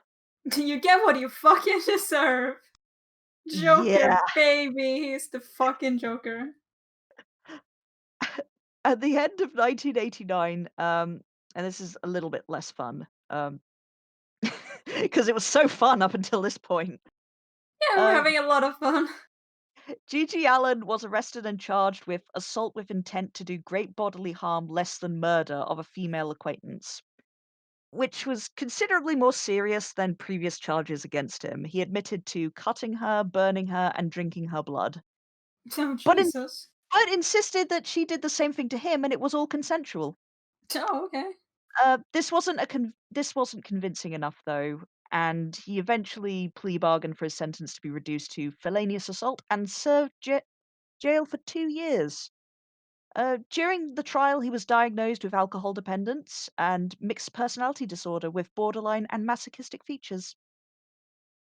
He spent his sentence ignoring all psychiatric help he was given and generally becoming more galvanized in his attitudes and with the abuse that he was enduring inside. And after he came out on parole, he created a manifesto. Um, and I don't really want to go into it too much. It is just kind of just as intelligible as the rest of his songs. He like talks about revolution with no clear goal. He talks about government being bad and like he hates everybody. And prim, and and prim, and prim, and prim. When the new Yeah, Luddite. yeah, I said this was like this reminded me of Norwegian black metal, but this really is just Varvikenes character arc, but like less serious murder.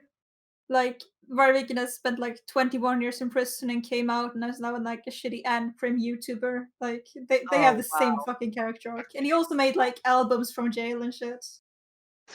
I mean, Okay. he hasn't made albums and stuff, but he did like write loads of like really weird letters and stuff. Like he did interviews. There's one interview that he did with a music journalist for a zine where they wouldn't let him talk on the phone for a long time. So they literally just wrote questions, but letter by letter, and like just were back and forth, like one question, answer back, Jesus. one question, answer back.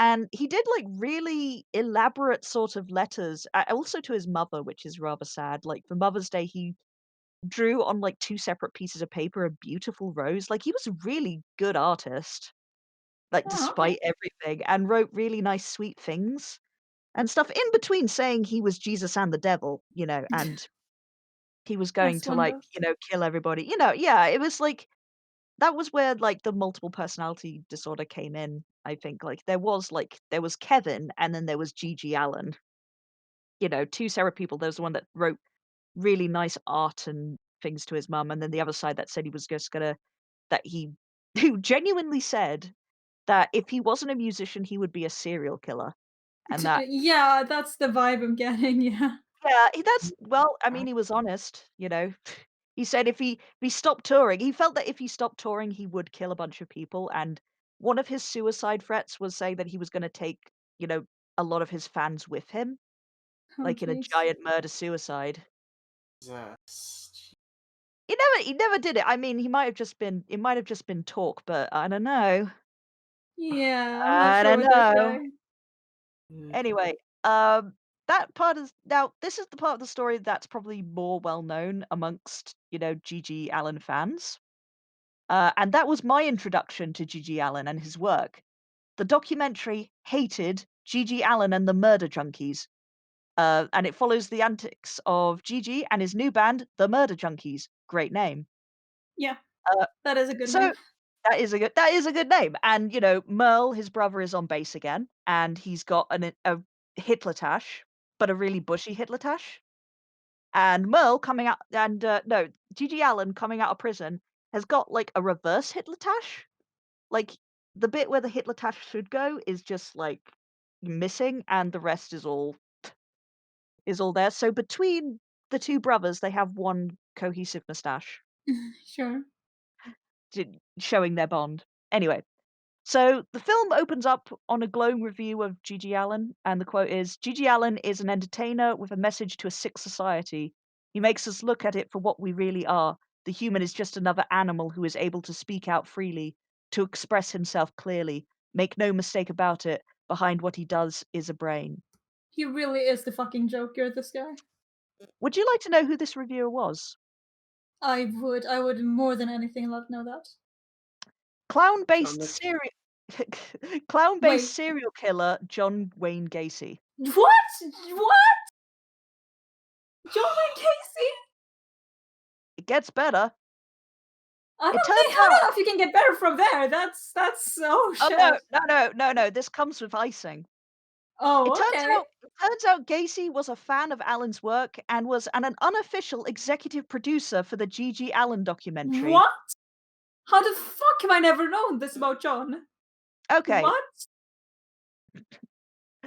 the director called him up as because of course GG Allin and John Wayne Gacy were friends. Right? They Sure, yeah. Love to be friends with John Wayne Gacy. not like when he was doing the crimes, by the Yeah. way. It was Yeah, after, after, yeah. yeah, he was Gigi was fascinated by serial killers, I and mean, he who among us genuine is not? But, like, we don't fucking befriend them. yeah, basically, Alan, visits John Wayne Gacy in prison, and they hit it off, like, really well. Like, they talk about, underage sex, it's a great time. Yeah, It's, yeah, that is allegedly what they talked about, just, like, torturing, you know, teenage girls, which is amazing. lovely, lovely. Wasn't John And Wayne Gacy into Guys? If I remember oh, correctly, am yeah, I he wrong? was into guys, but, he also he was a fan of sexual torture of all kinds. Oh, yeah, sure. Like, he had his preference, but he could, appreciate, like, some good torture of teenage Yeah, girls as well. it Like, what's sure. funny as well is that, Gacy was a huge fan of Alan and his work, judging by the glowing review. But he also said that, he loved Alan, but he smelt really bad. Like, he smelt that Oh is my what god! he's Imagine John Wayne fucking Gacy insulting you for, like, your smell. Like, yeah, bad ah, vibes from that dude. yeah, he smells like, he said he smelt like a drunk hobo, like, just covered because he He was, smelled like essentially. he smelled like he had shoved shit into his own wounds. And, yeah, basically, the director of the documentary called Gacy up, having known this information now, and asked Gacy to make some posters for the film after hearing that Gacy Yeah. was a prolific painter, Oh, as well yeah, as a yeah, of serial course. killer. Apparently, Johnny Depp commissioned a painting from Gacy that sold for something like 20 grand.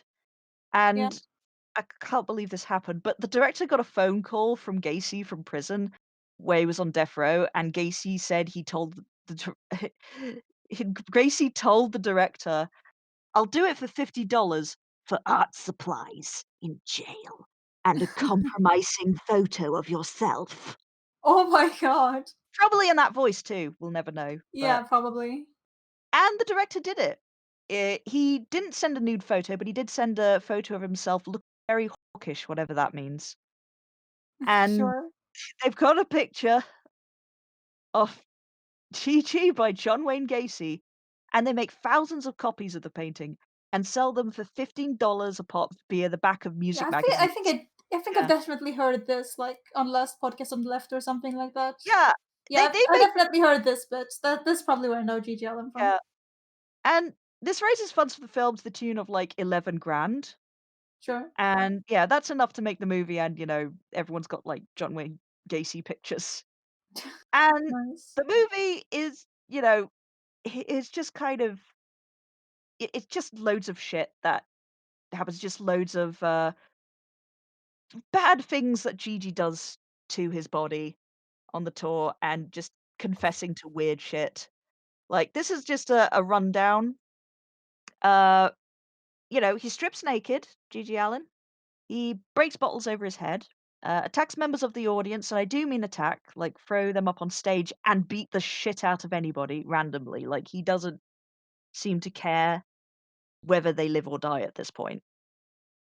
He attacks his band members. Oh yeah, his drummer, his band as well is Merle and the drummer, because they're the only people that will be able to put up with GG Allen. and handle him, they're weird as fuck too. Like, the Yeah, you drummer is gotta be to be, yeah. like, hanging around with this guy after the shit is already pulled.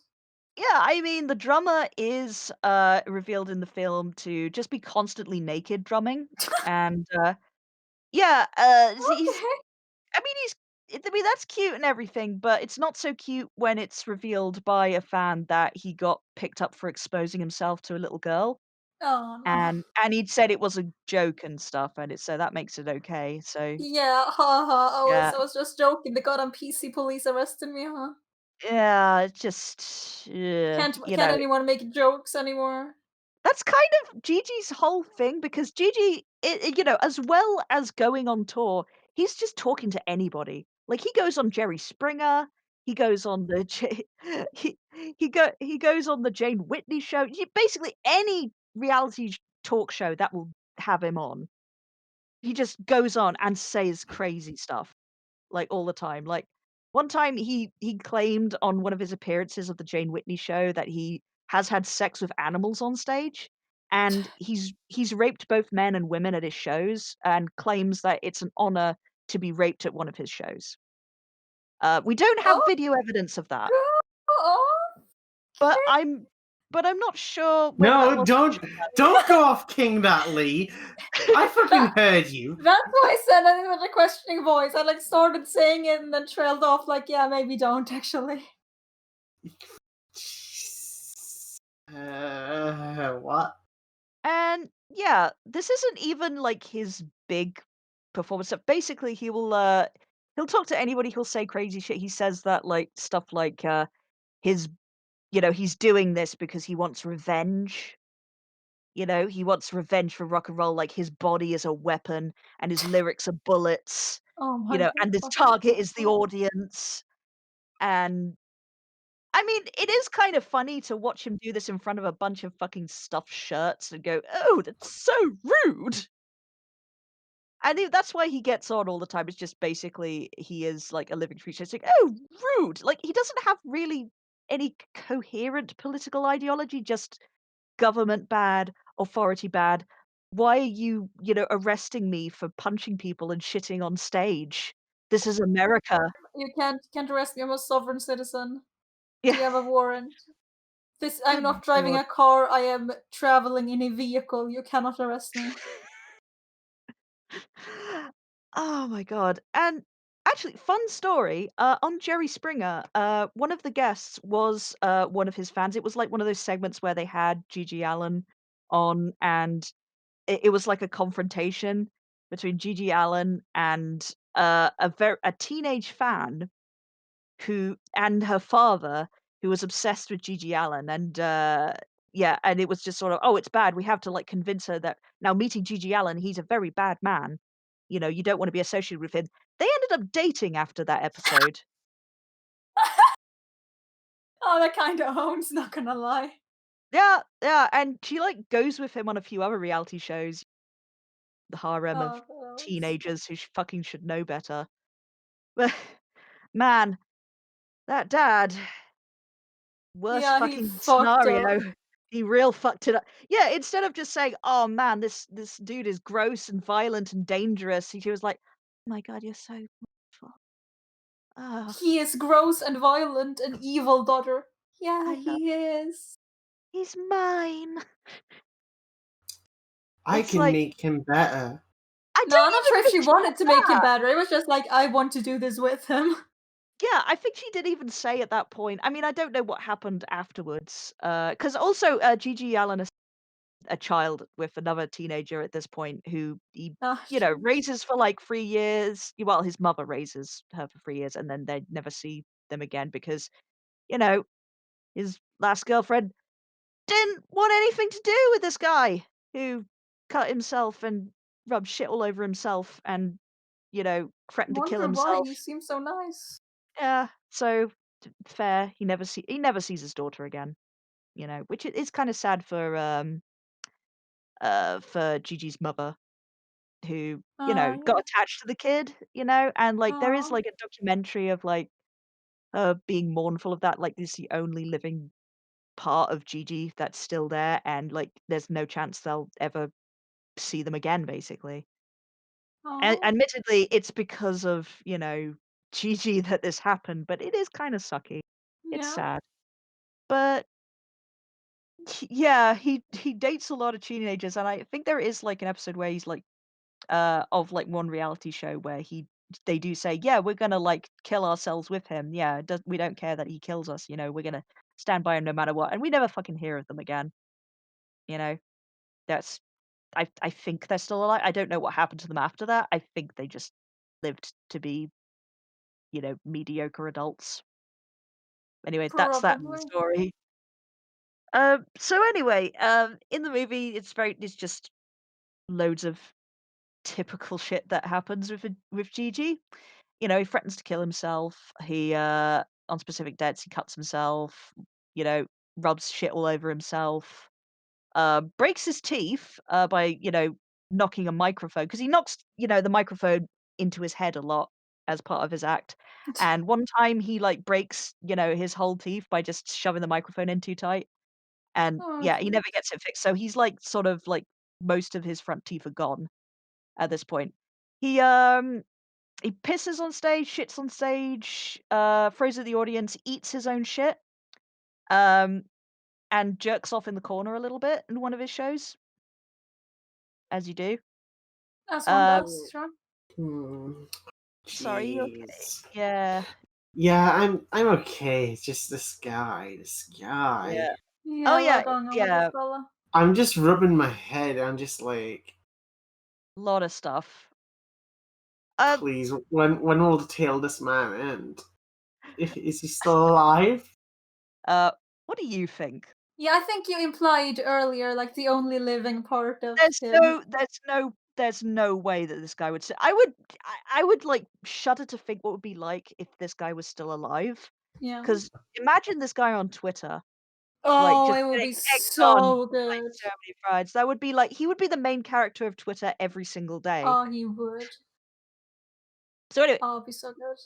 fun fact about the documentary, the director managed to trick a university into hosting, one of GG Allin's performances. Oh, hell It yeah. was great.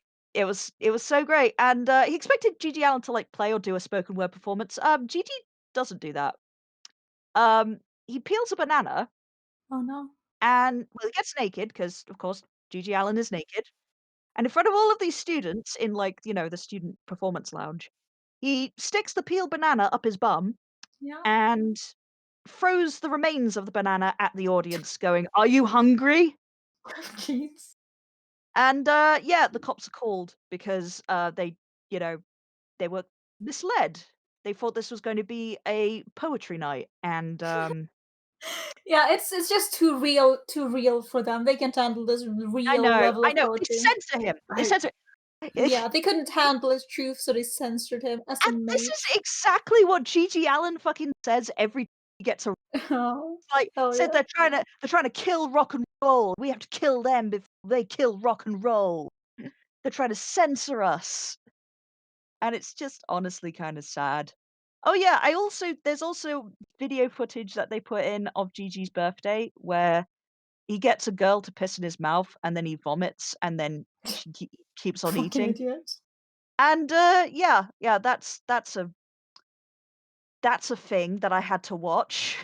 Oh, no. We're sorry, Alex. We thank you for your You know service what and your else? sacrifices.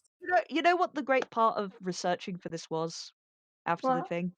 There is an actual because there is a fan base for this man, yeah, I had a look for Googling what kind of YouTubers document GG Allin.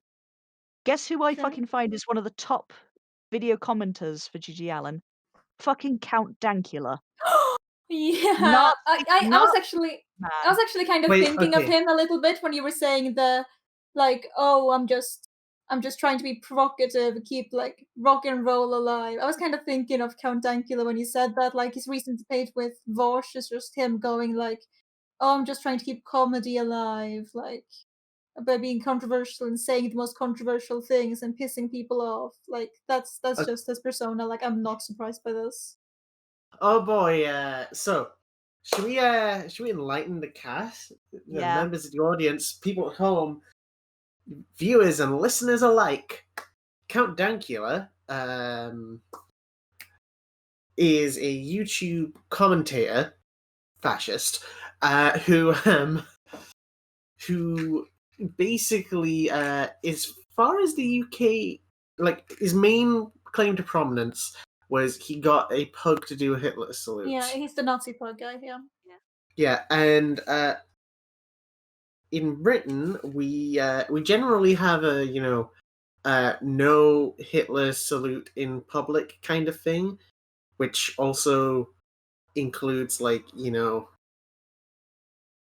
Yeah, just basically don't go into a public space and shout "Heil Hitler" and "Sieg Heil" and, teach your pug to do that for, clout on YouTube because, To be that's a public fair, experiment. I do kind of think like it was a It bit wasn't much to give well, him like the fine. this is my hot take. I think that it was a bit overzealous, but the thing is he didn't help his case by getting fucking Tommy Robinson to stand for him during that period to prove he's Yeah, not a like racist.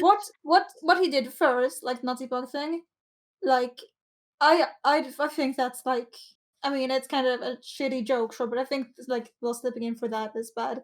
But then everything he's done since that has just proven he's a fucking ass. So like if the Yeah. Nazi pug thing can kind of be weighed away like oh an insensitive joke, but no, he's just like full on going all out to prove he's a fascist at this point. Yeah, he joined UKIP for Yeah. a while back with Sargon of Akkad and has just, that went really well for him as And people you Yeah, that know. forgot one's Paul super well. Joseph Watson. We're not gonna like Sorry, this is getting very twittery. Yeah, it is getting very twittery. Yeah. But all you need to know really is that Count Dankula is the prime, shithead GG Allin fan, really. Like Yeah, he yeah. he does give the same vibe, like, "Oh, I'm just saying and doing things to piss people off." But, like, unlike Gigi, like, Yeah, he doesn't Count follow Dankula through with actually it. has, like, a message he wants to get across. Yeah, I mean, this is the thing that I quite like about GG is that, you know, he doesn't have a coherent message other than "I hate everyone. I'm going to like destroy you." Yeah, Like, that's what Dankula pretends to do, but, like, he actually has a message in, yeah, like, what he's doing. and he's too much of a pussy to like, hurt himself or get into a fight. So, Oh, yeah, you I know, wanna see Dankula, like, do the shit this guy does. yeah. Like, I wanna Well, see him I get so well starved for clout that he does this shit.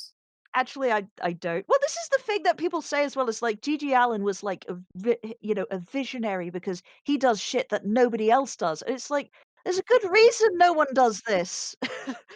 No one wants to see that. And yeah, and he hurt himself a lot. Like, doing things nobody else does isn't necessarily always a good thing. Anyway, this goes on for a while just like doing all kinds of outrageous things, and like it culminates in a final gig where he does the whole eating shit and then rubbing himself with shit again and hurting himself. And he, it's so funny because he's actually doing "Bite It, You Scum," which is one of my favorite of his discography, and it is pretty cool. I mean, you can't fucking hear him. He just goes because he's like wrecked doing this, and Yeah, he's naked. as I said, Norwegian black metal. Yeah, you know what? I think he started it. He must have started this Yeah, movement. he just started, like, specifically started Norwegian black metal, like, he was, like, reincarnated as dead. I don't think the timeline matches up quite, considering when he was born, but he possessed, like, dead into doing the shit he did. What's amazing about the final scenes of this documentary is that the room is packed with people going GG GG, and wanting to see, this train wreck. And through his performance, he manages to completely clear the entire room in like the Do I space of even wanna one know what he song. did? Well, he just did all the stuff I mentioned, he ate Oh, his own shit, he covered but, like, himself in shit, he goes into the audience covered in shit and just sings at them covered in shit, and they're all backing away like, "What the fuck, dude? Don't come near me." did they And not know what they were in for that point? well, I think like most dipshit, fucking metalheads, they think it's not gonna happen to them. This is a great thing. One of the great characters of the documentary is a guy called Unk. That's his only name. punk. And he describes why he's into GG, and he says that, "Well, I like, a lot of stuff fucked up shit happened in my life, and I live vicariously for him because my band won't take a shit on stage and roll around in it or roll around in broken glass." Fucking cowards.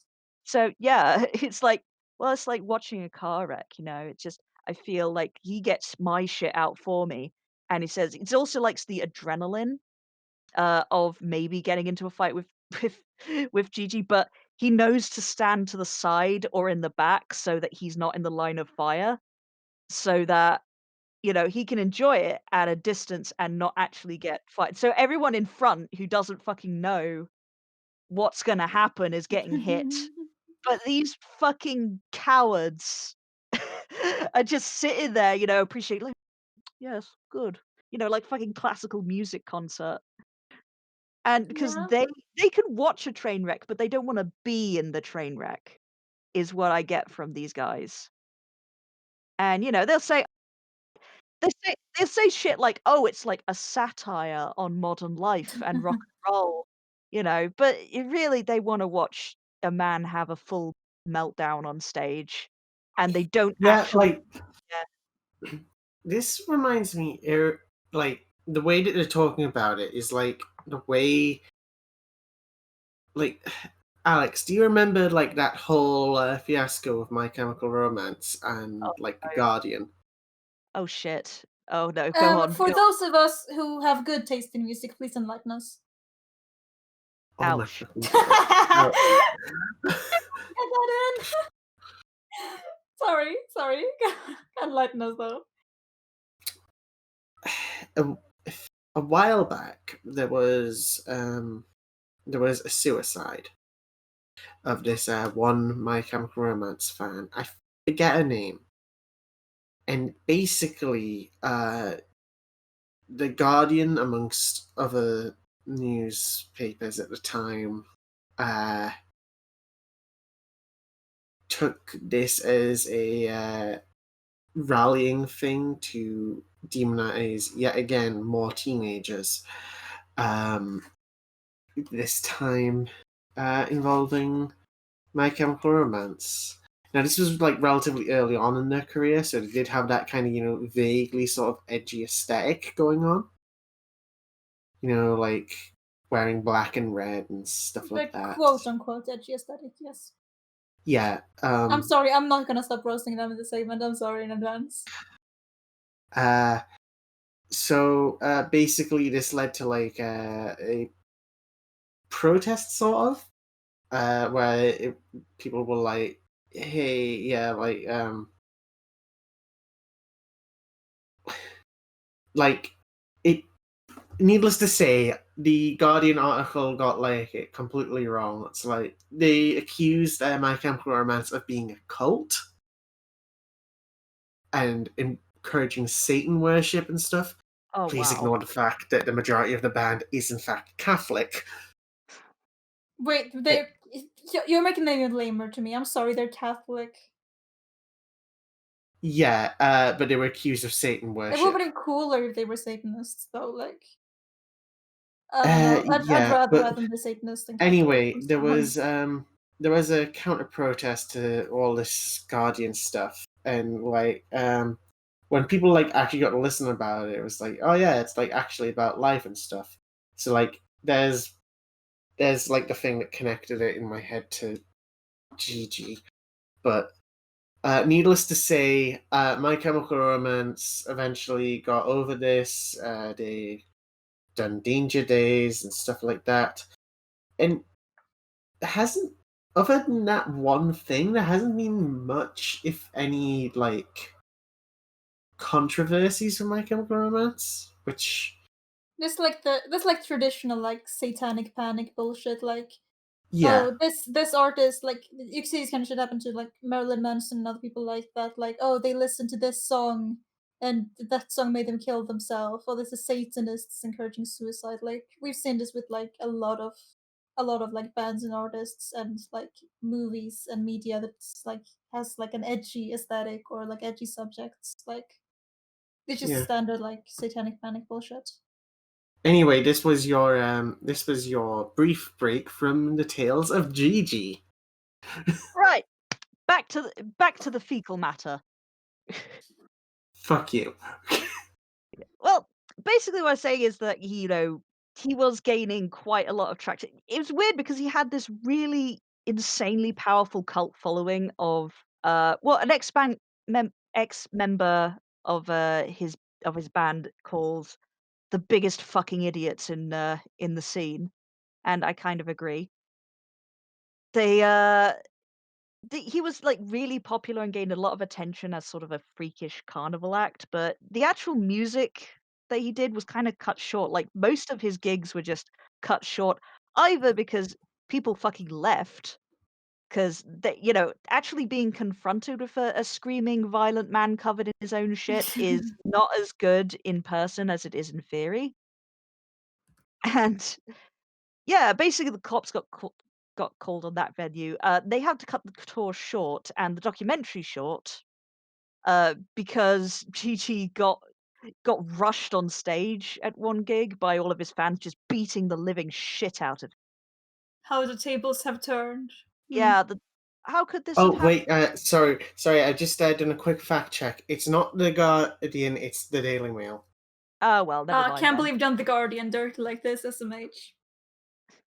It's Now full of TERFs. It's very not surprising that it was the Daily Mail, though. Yeah. anyway, it's like, yeah, basically now that GG is actually being injured and stuff rather than injuring other people, then they cut the tour short. And that's that. Fucking coward.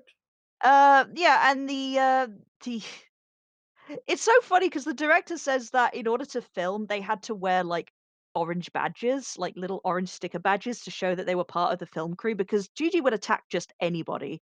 And his memory was getting real bad at that point, so, like, at one point, he would, like, know that he was being in a documentary and going on tour, and another time he would just completely forget. So, literally what they had to do was, like, every time he was about to come running for you like a rhino, they just show the badge, go, "Gigi, Gigi, badge, Gigi badge, Gigi badge." And Oh, then he goes Jesus and then, Christ. just kind of figuring it out like, an ape trying to figure out a puzzle. Like, "Oh, yeah, yeah, okay, don't hit them." So that's what it was like going on fucking tour with this maniac. And anyway, this could only ever end one way. Gigi books the biggest gig that he's ever had, and I love how he advertised it. He said on one radio show, "I have some bad news. We're playing the gas station." And it would be very much bad news for Gigi because I think about like you know almost 1,000 people arrived, like, the biggest crowd that they ever had in New York was at the gas station, and in just a matter of minutes, it went from, like, hundreds of people to 2 people in the audience. They just fucking left because they were like, "He's not even playing music, he's just, like, covering himself in shit and cutting himself and yelling at us and punching us." And, yeah, the set was cut short because, well, the venue people didn't want anything to do with this. They booked GG Allin because they thought it was gonna make them a lot of money, and it did, and then everyone's asking for refunds, like, a few minutes in. And instead of taking this in his stride, as usual, Gigi, like, plays the gig outside. And by playing the gig, I mean he goes out naked with a bunch of his followers and just throws, like, bottles at buses and rolls around, and everyone's, like, chanting, like, this is just some random homeless man doing a performance art. And it's honestly kinda sad because he's done a lot of coke and a lot of alcohol at this point, and he's just incapable. But he's just, like, walking around there's video footage of this on YouTube as well, of 30 minutes just wandering around, like, a boy on a stag night. And then, like, he decides after this 'cause, like, even Merle, his brother who loves him and has been through all this shit with him from the beginning, even at this point, Merle just says, "Fuck this," and wanders off. And that's when the problem arises. Gigi gets into a cab with his girlfriend, who's a teenager from Jerry Springer, presumably. And, just gets into a cab with a bunch of people, and yeah, that's the last he said. He does, like, what one of his friends describes as not a lot of heroin, but I'm skeptical. I mean, Uh, I wanna know what a lot of heroin by his standards is. I mean, yeah, not a lot could still be a lot by normal people's it's standards. like just a giant comedy syringe of heroin. It's like, "Oh, yeah, that's just a dose," you know? And yeah, he he's at this place and he's like, he falls asleep, through loads of heroin use, partying all night, coming down from the coke, and he's in, like, a jockstrap and a Nazi helmet, and he's fallen asleep and everything's fine, and then the next day, you know, believe it or not, the director, like, comes in and just asks him to wake up, but he's like, "Nah, mate, he's out. Can't film or do anything. You know, we can't go to the premiere or do any promotional work, sorry. He's off his bonce on heroin." And he's fine, but then just in his sleep, he just quietly goes away. And at the age 36, he dies, 1993. Could 36. you just clarify the cause of death on that one? Sorry. Heroin overdose. Sure, yeah. Yeah. And, 'Cause this guy was doing a lot of different stuff, I mean. yeah, I mean, and that's another thing he would do, in gigs, like, if you were to give him anything, he would take it. Like, that another thing, this like, I'm surprised that this guy had such a long life, frankly, because Yeah. dying at the ripe old age of 36, because if you were to give him, like, any sort of pills, he would just take it on the stage then and there, and, he could have been given poison for all we know, but still lived through it. And I mean, that's when the story gets quite sad because, it's the typical thing, like, he would keep threatening to, like, go out with a bang and stuff, but he pretty much goes out with a whimper. Like, his biggest gig that he's ever done has just ended in flames, and he immediately dies. Um, but the story doesn't end there, because what was funny as well is that when the documentary was aired, he saw the documentary before his death, and in the theater, he got kicked out of it because, again, being GG Allin, he has to, go to a public place and roll around in the shit. So he gets kicked out of that, but he did, like, he was happy with the documentary for, the half that he saw of it. And, he hugs the director, and yeah, other than seeing GG Allin unconscious, that's the last experience he had of him.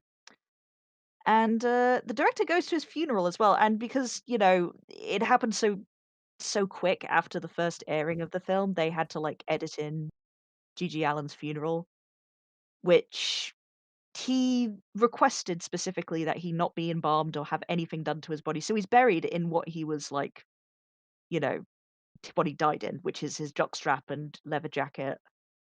I think they took off the Nazi helmet, but, it's pretty much just like a bloated corpse, and apparently in the wake, they kind of Weekend at Bernie's his corpse. They started dancing around with it, like, one girl Oh, pissed in the jeez. mouth of it, like, again, I it's what mean, he it would've kinda wanted. is what he'd I mean, with anyone else, I'd say that's, like, horrible and, like, desecration, but with I think that might be what Gigi would have wanted, I honestly. mean, he requested it on his birthday frequently, so Sure. I think that's yeah.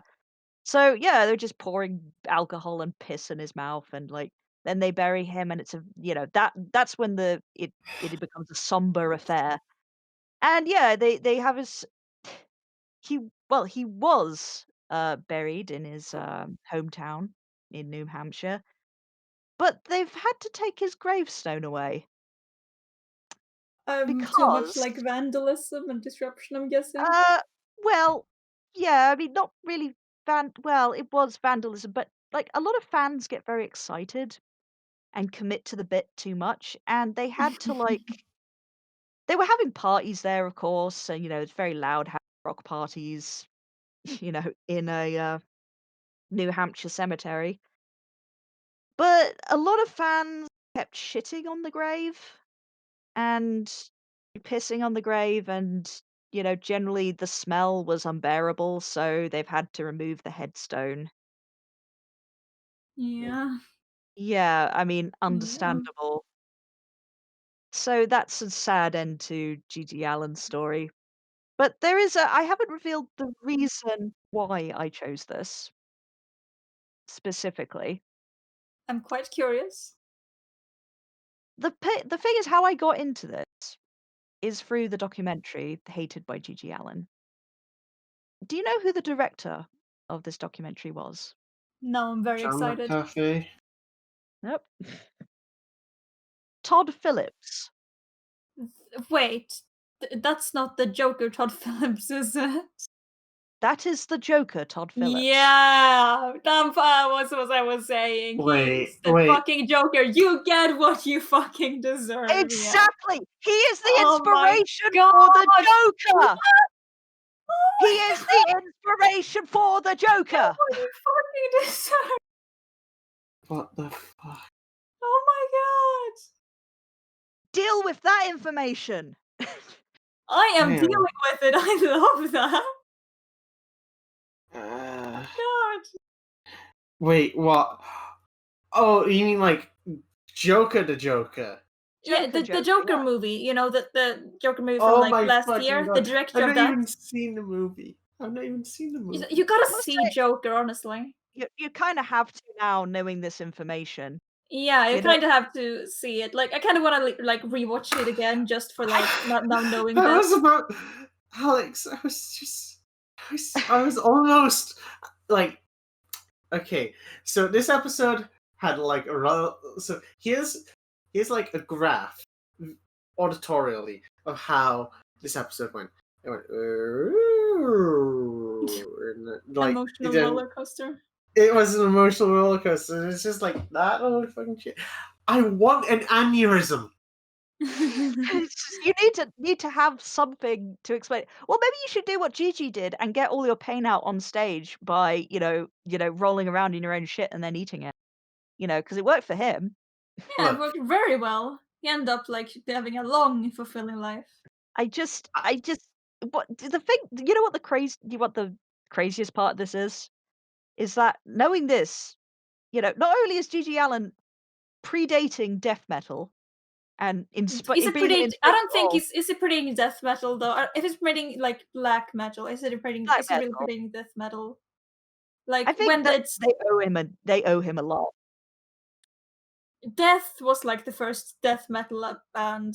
That's where death metal comes from. They were founded in 1983, but he's predating black metal, at least like the Norwegian black metal scene. Sorry, And it's that's my like. We gotta get the subgenres of metal facts correct. it's Sorry, just go on. no, it's fine. It's it's that, and he's responsible for that, and Gigi Allen is also responsible for the Hangover movies and the Joker film, because Yeah. this was Todd Phillips's first film, and Oh well. this was a big cult success, and he attributes, a lot of his future success on this, and I'm sorry, but you cannot tell me that hanging out with Gigi Allen didn't inspire the Joker. I'm seeing so many things in Gigi's coherent speeches that is kind of almost directly quoting the film. I Like, mean, you get what you deserve is literally directly quoting the film. exactly. Like Exactly. that's like the quote from the film. The quote. yeah. Like before you mentioned it, I was getting like Joker vibes, but I was getting like Jared Leto Joker vibes. Oh no. Not I mean, he kind of what I'm getting like the sort of the shit, I'm forgetting his name. I'm the Joker, baby. I'm the Joker, baby. Fuck, what's the guy's name? The Joker, baby.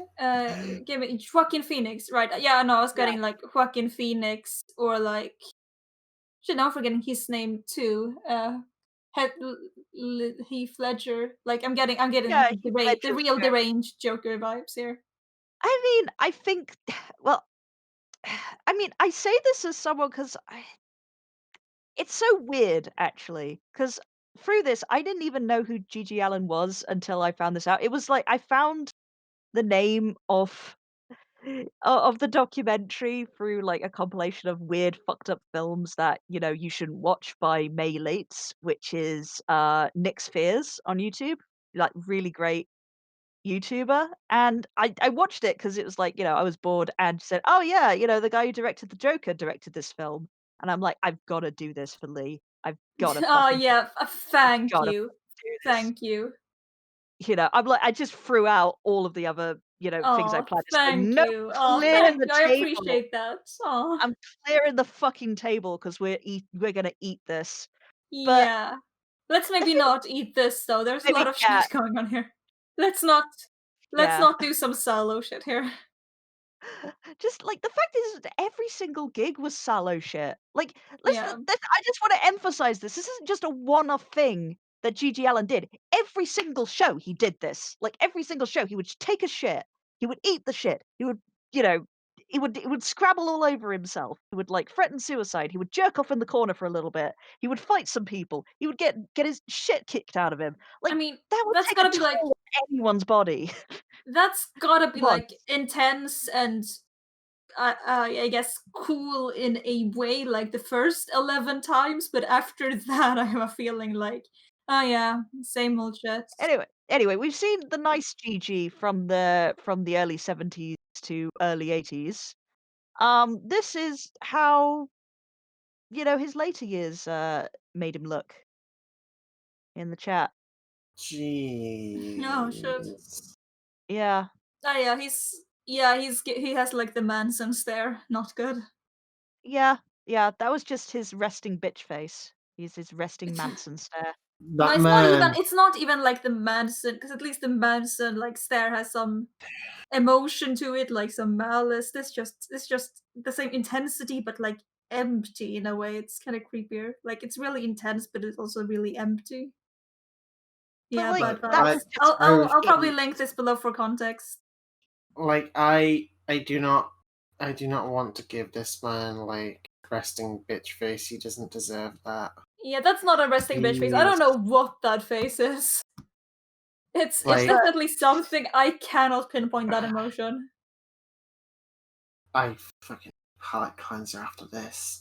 I know. Jeez. I feel like I need to just rub some disinfectant on Discord because, this boy be stanky. And it's I Yeah. I f- like okay. Like we've how many episodes into this podcast are we like 4. four? 4, yeah.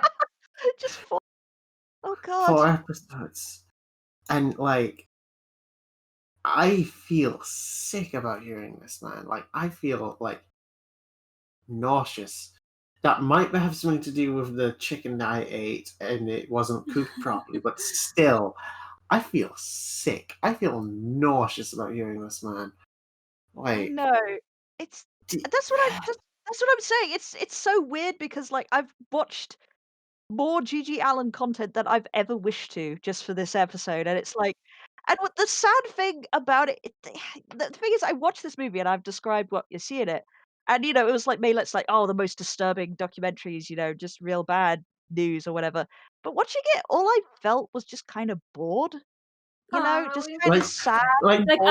I haven't feel like, I kinda get the desensitized thing because, like, looking at this, like, looking at these photos, like, hearing about this stuff, like, I mean, it's not pleasant, but I don't really feel disturbed by it either. Like, It's not this just that. It's not just, being I think that after John McAfee, it broke me and I'm just jaded as well, but it's like but it's also just the fact of, like, having people talk about him and stuff and, like, knowing about his past and, like, this man was clearly going through internal shit and Yeah.